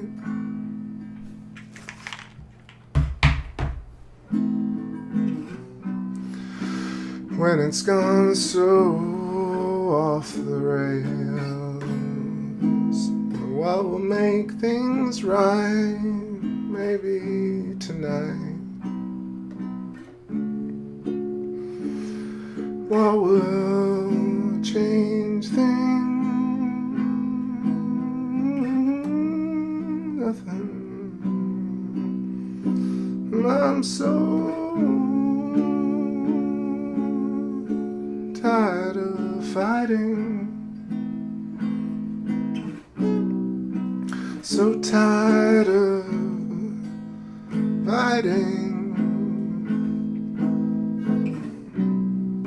What will make things right when they've gone so far off the trail? That ain't never what I meant, ain't never how I see. All of us can be in this ship together, on this trip together.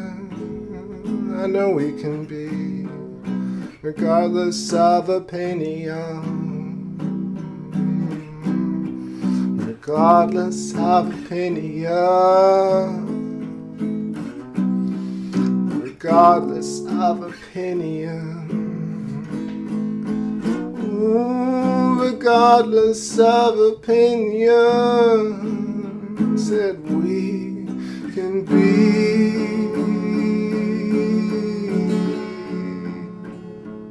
together.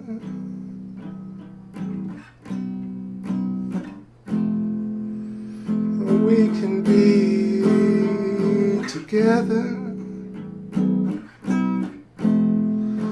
We can be like we were before the sea parted us, before the winds clouded us, before your heart left without a trace, kept me in my place, told me you're so dear, you know, I hold it near to my heart. But I did nothing by it, I know.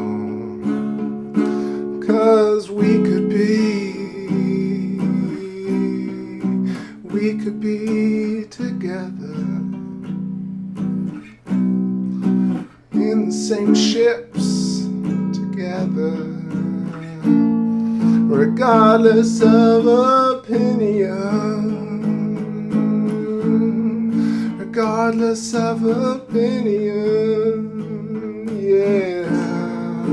Regardless of opinion.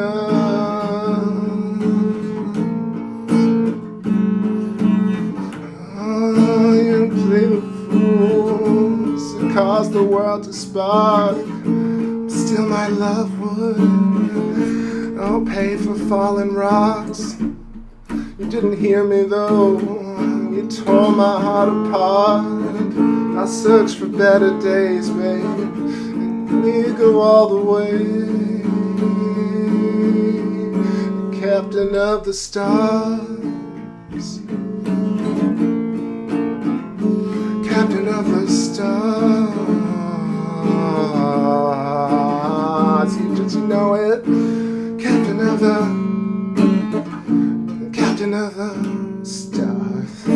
Captain of another star. And on we move in, and we climb just like a deer before all this went down. You don't leave me now.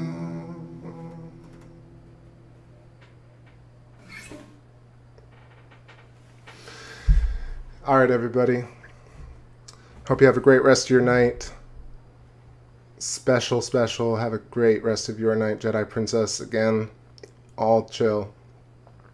Super cool for all the new people hanging out, all the lurkers, haters, lovers, all of you. All important. What's really cool as well is that it was steady tonight, not a lot of buffering, thankfully. I got to see Jupiter and Saturn super close. Lots of different things on the moon. Talk some shit about a lot of people and a lot of topics tonight. So thanks for indulging me. And yeah, 4-hour stream in the record books. I'm glad we're ending it right here, so archives. I think anything over 4 hours is like suspect. I will try and be on tomorrow at like 6 o'clock sharp Eastern. That's really when I'm setting up like a quarter of an hour early, not taking any chances. Tonight I was ready.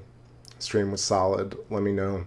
Leave me a comment about what to talk about. And take care, everybody. Really good chatting with y'all.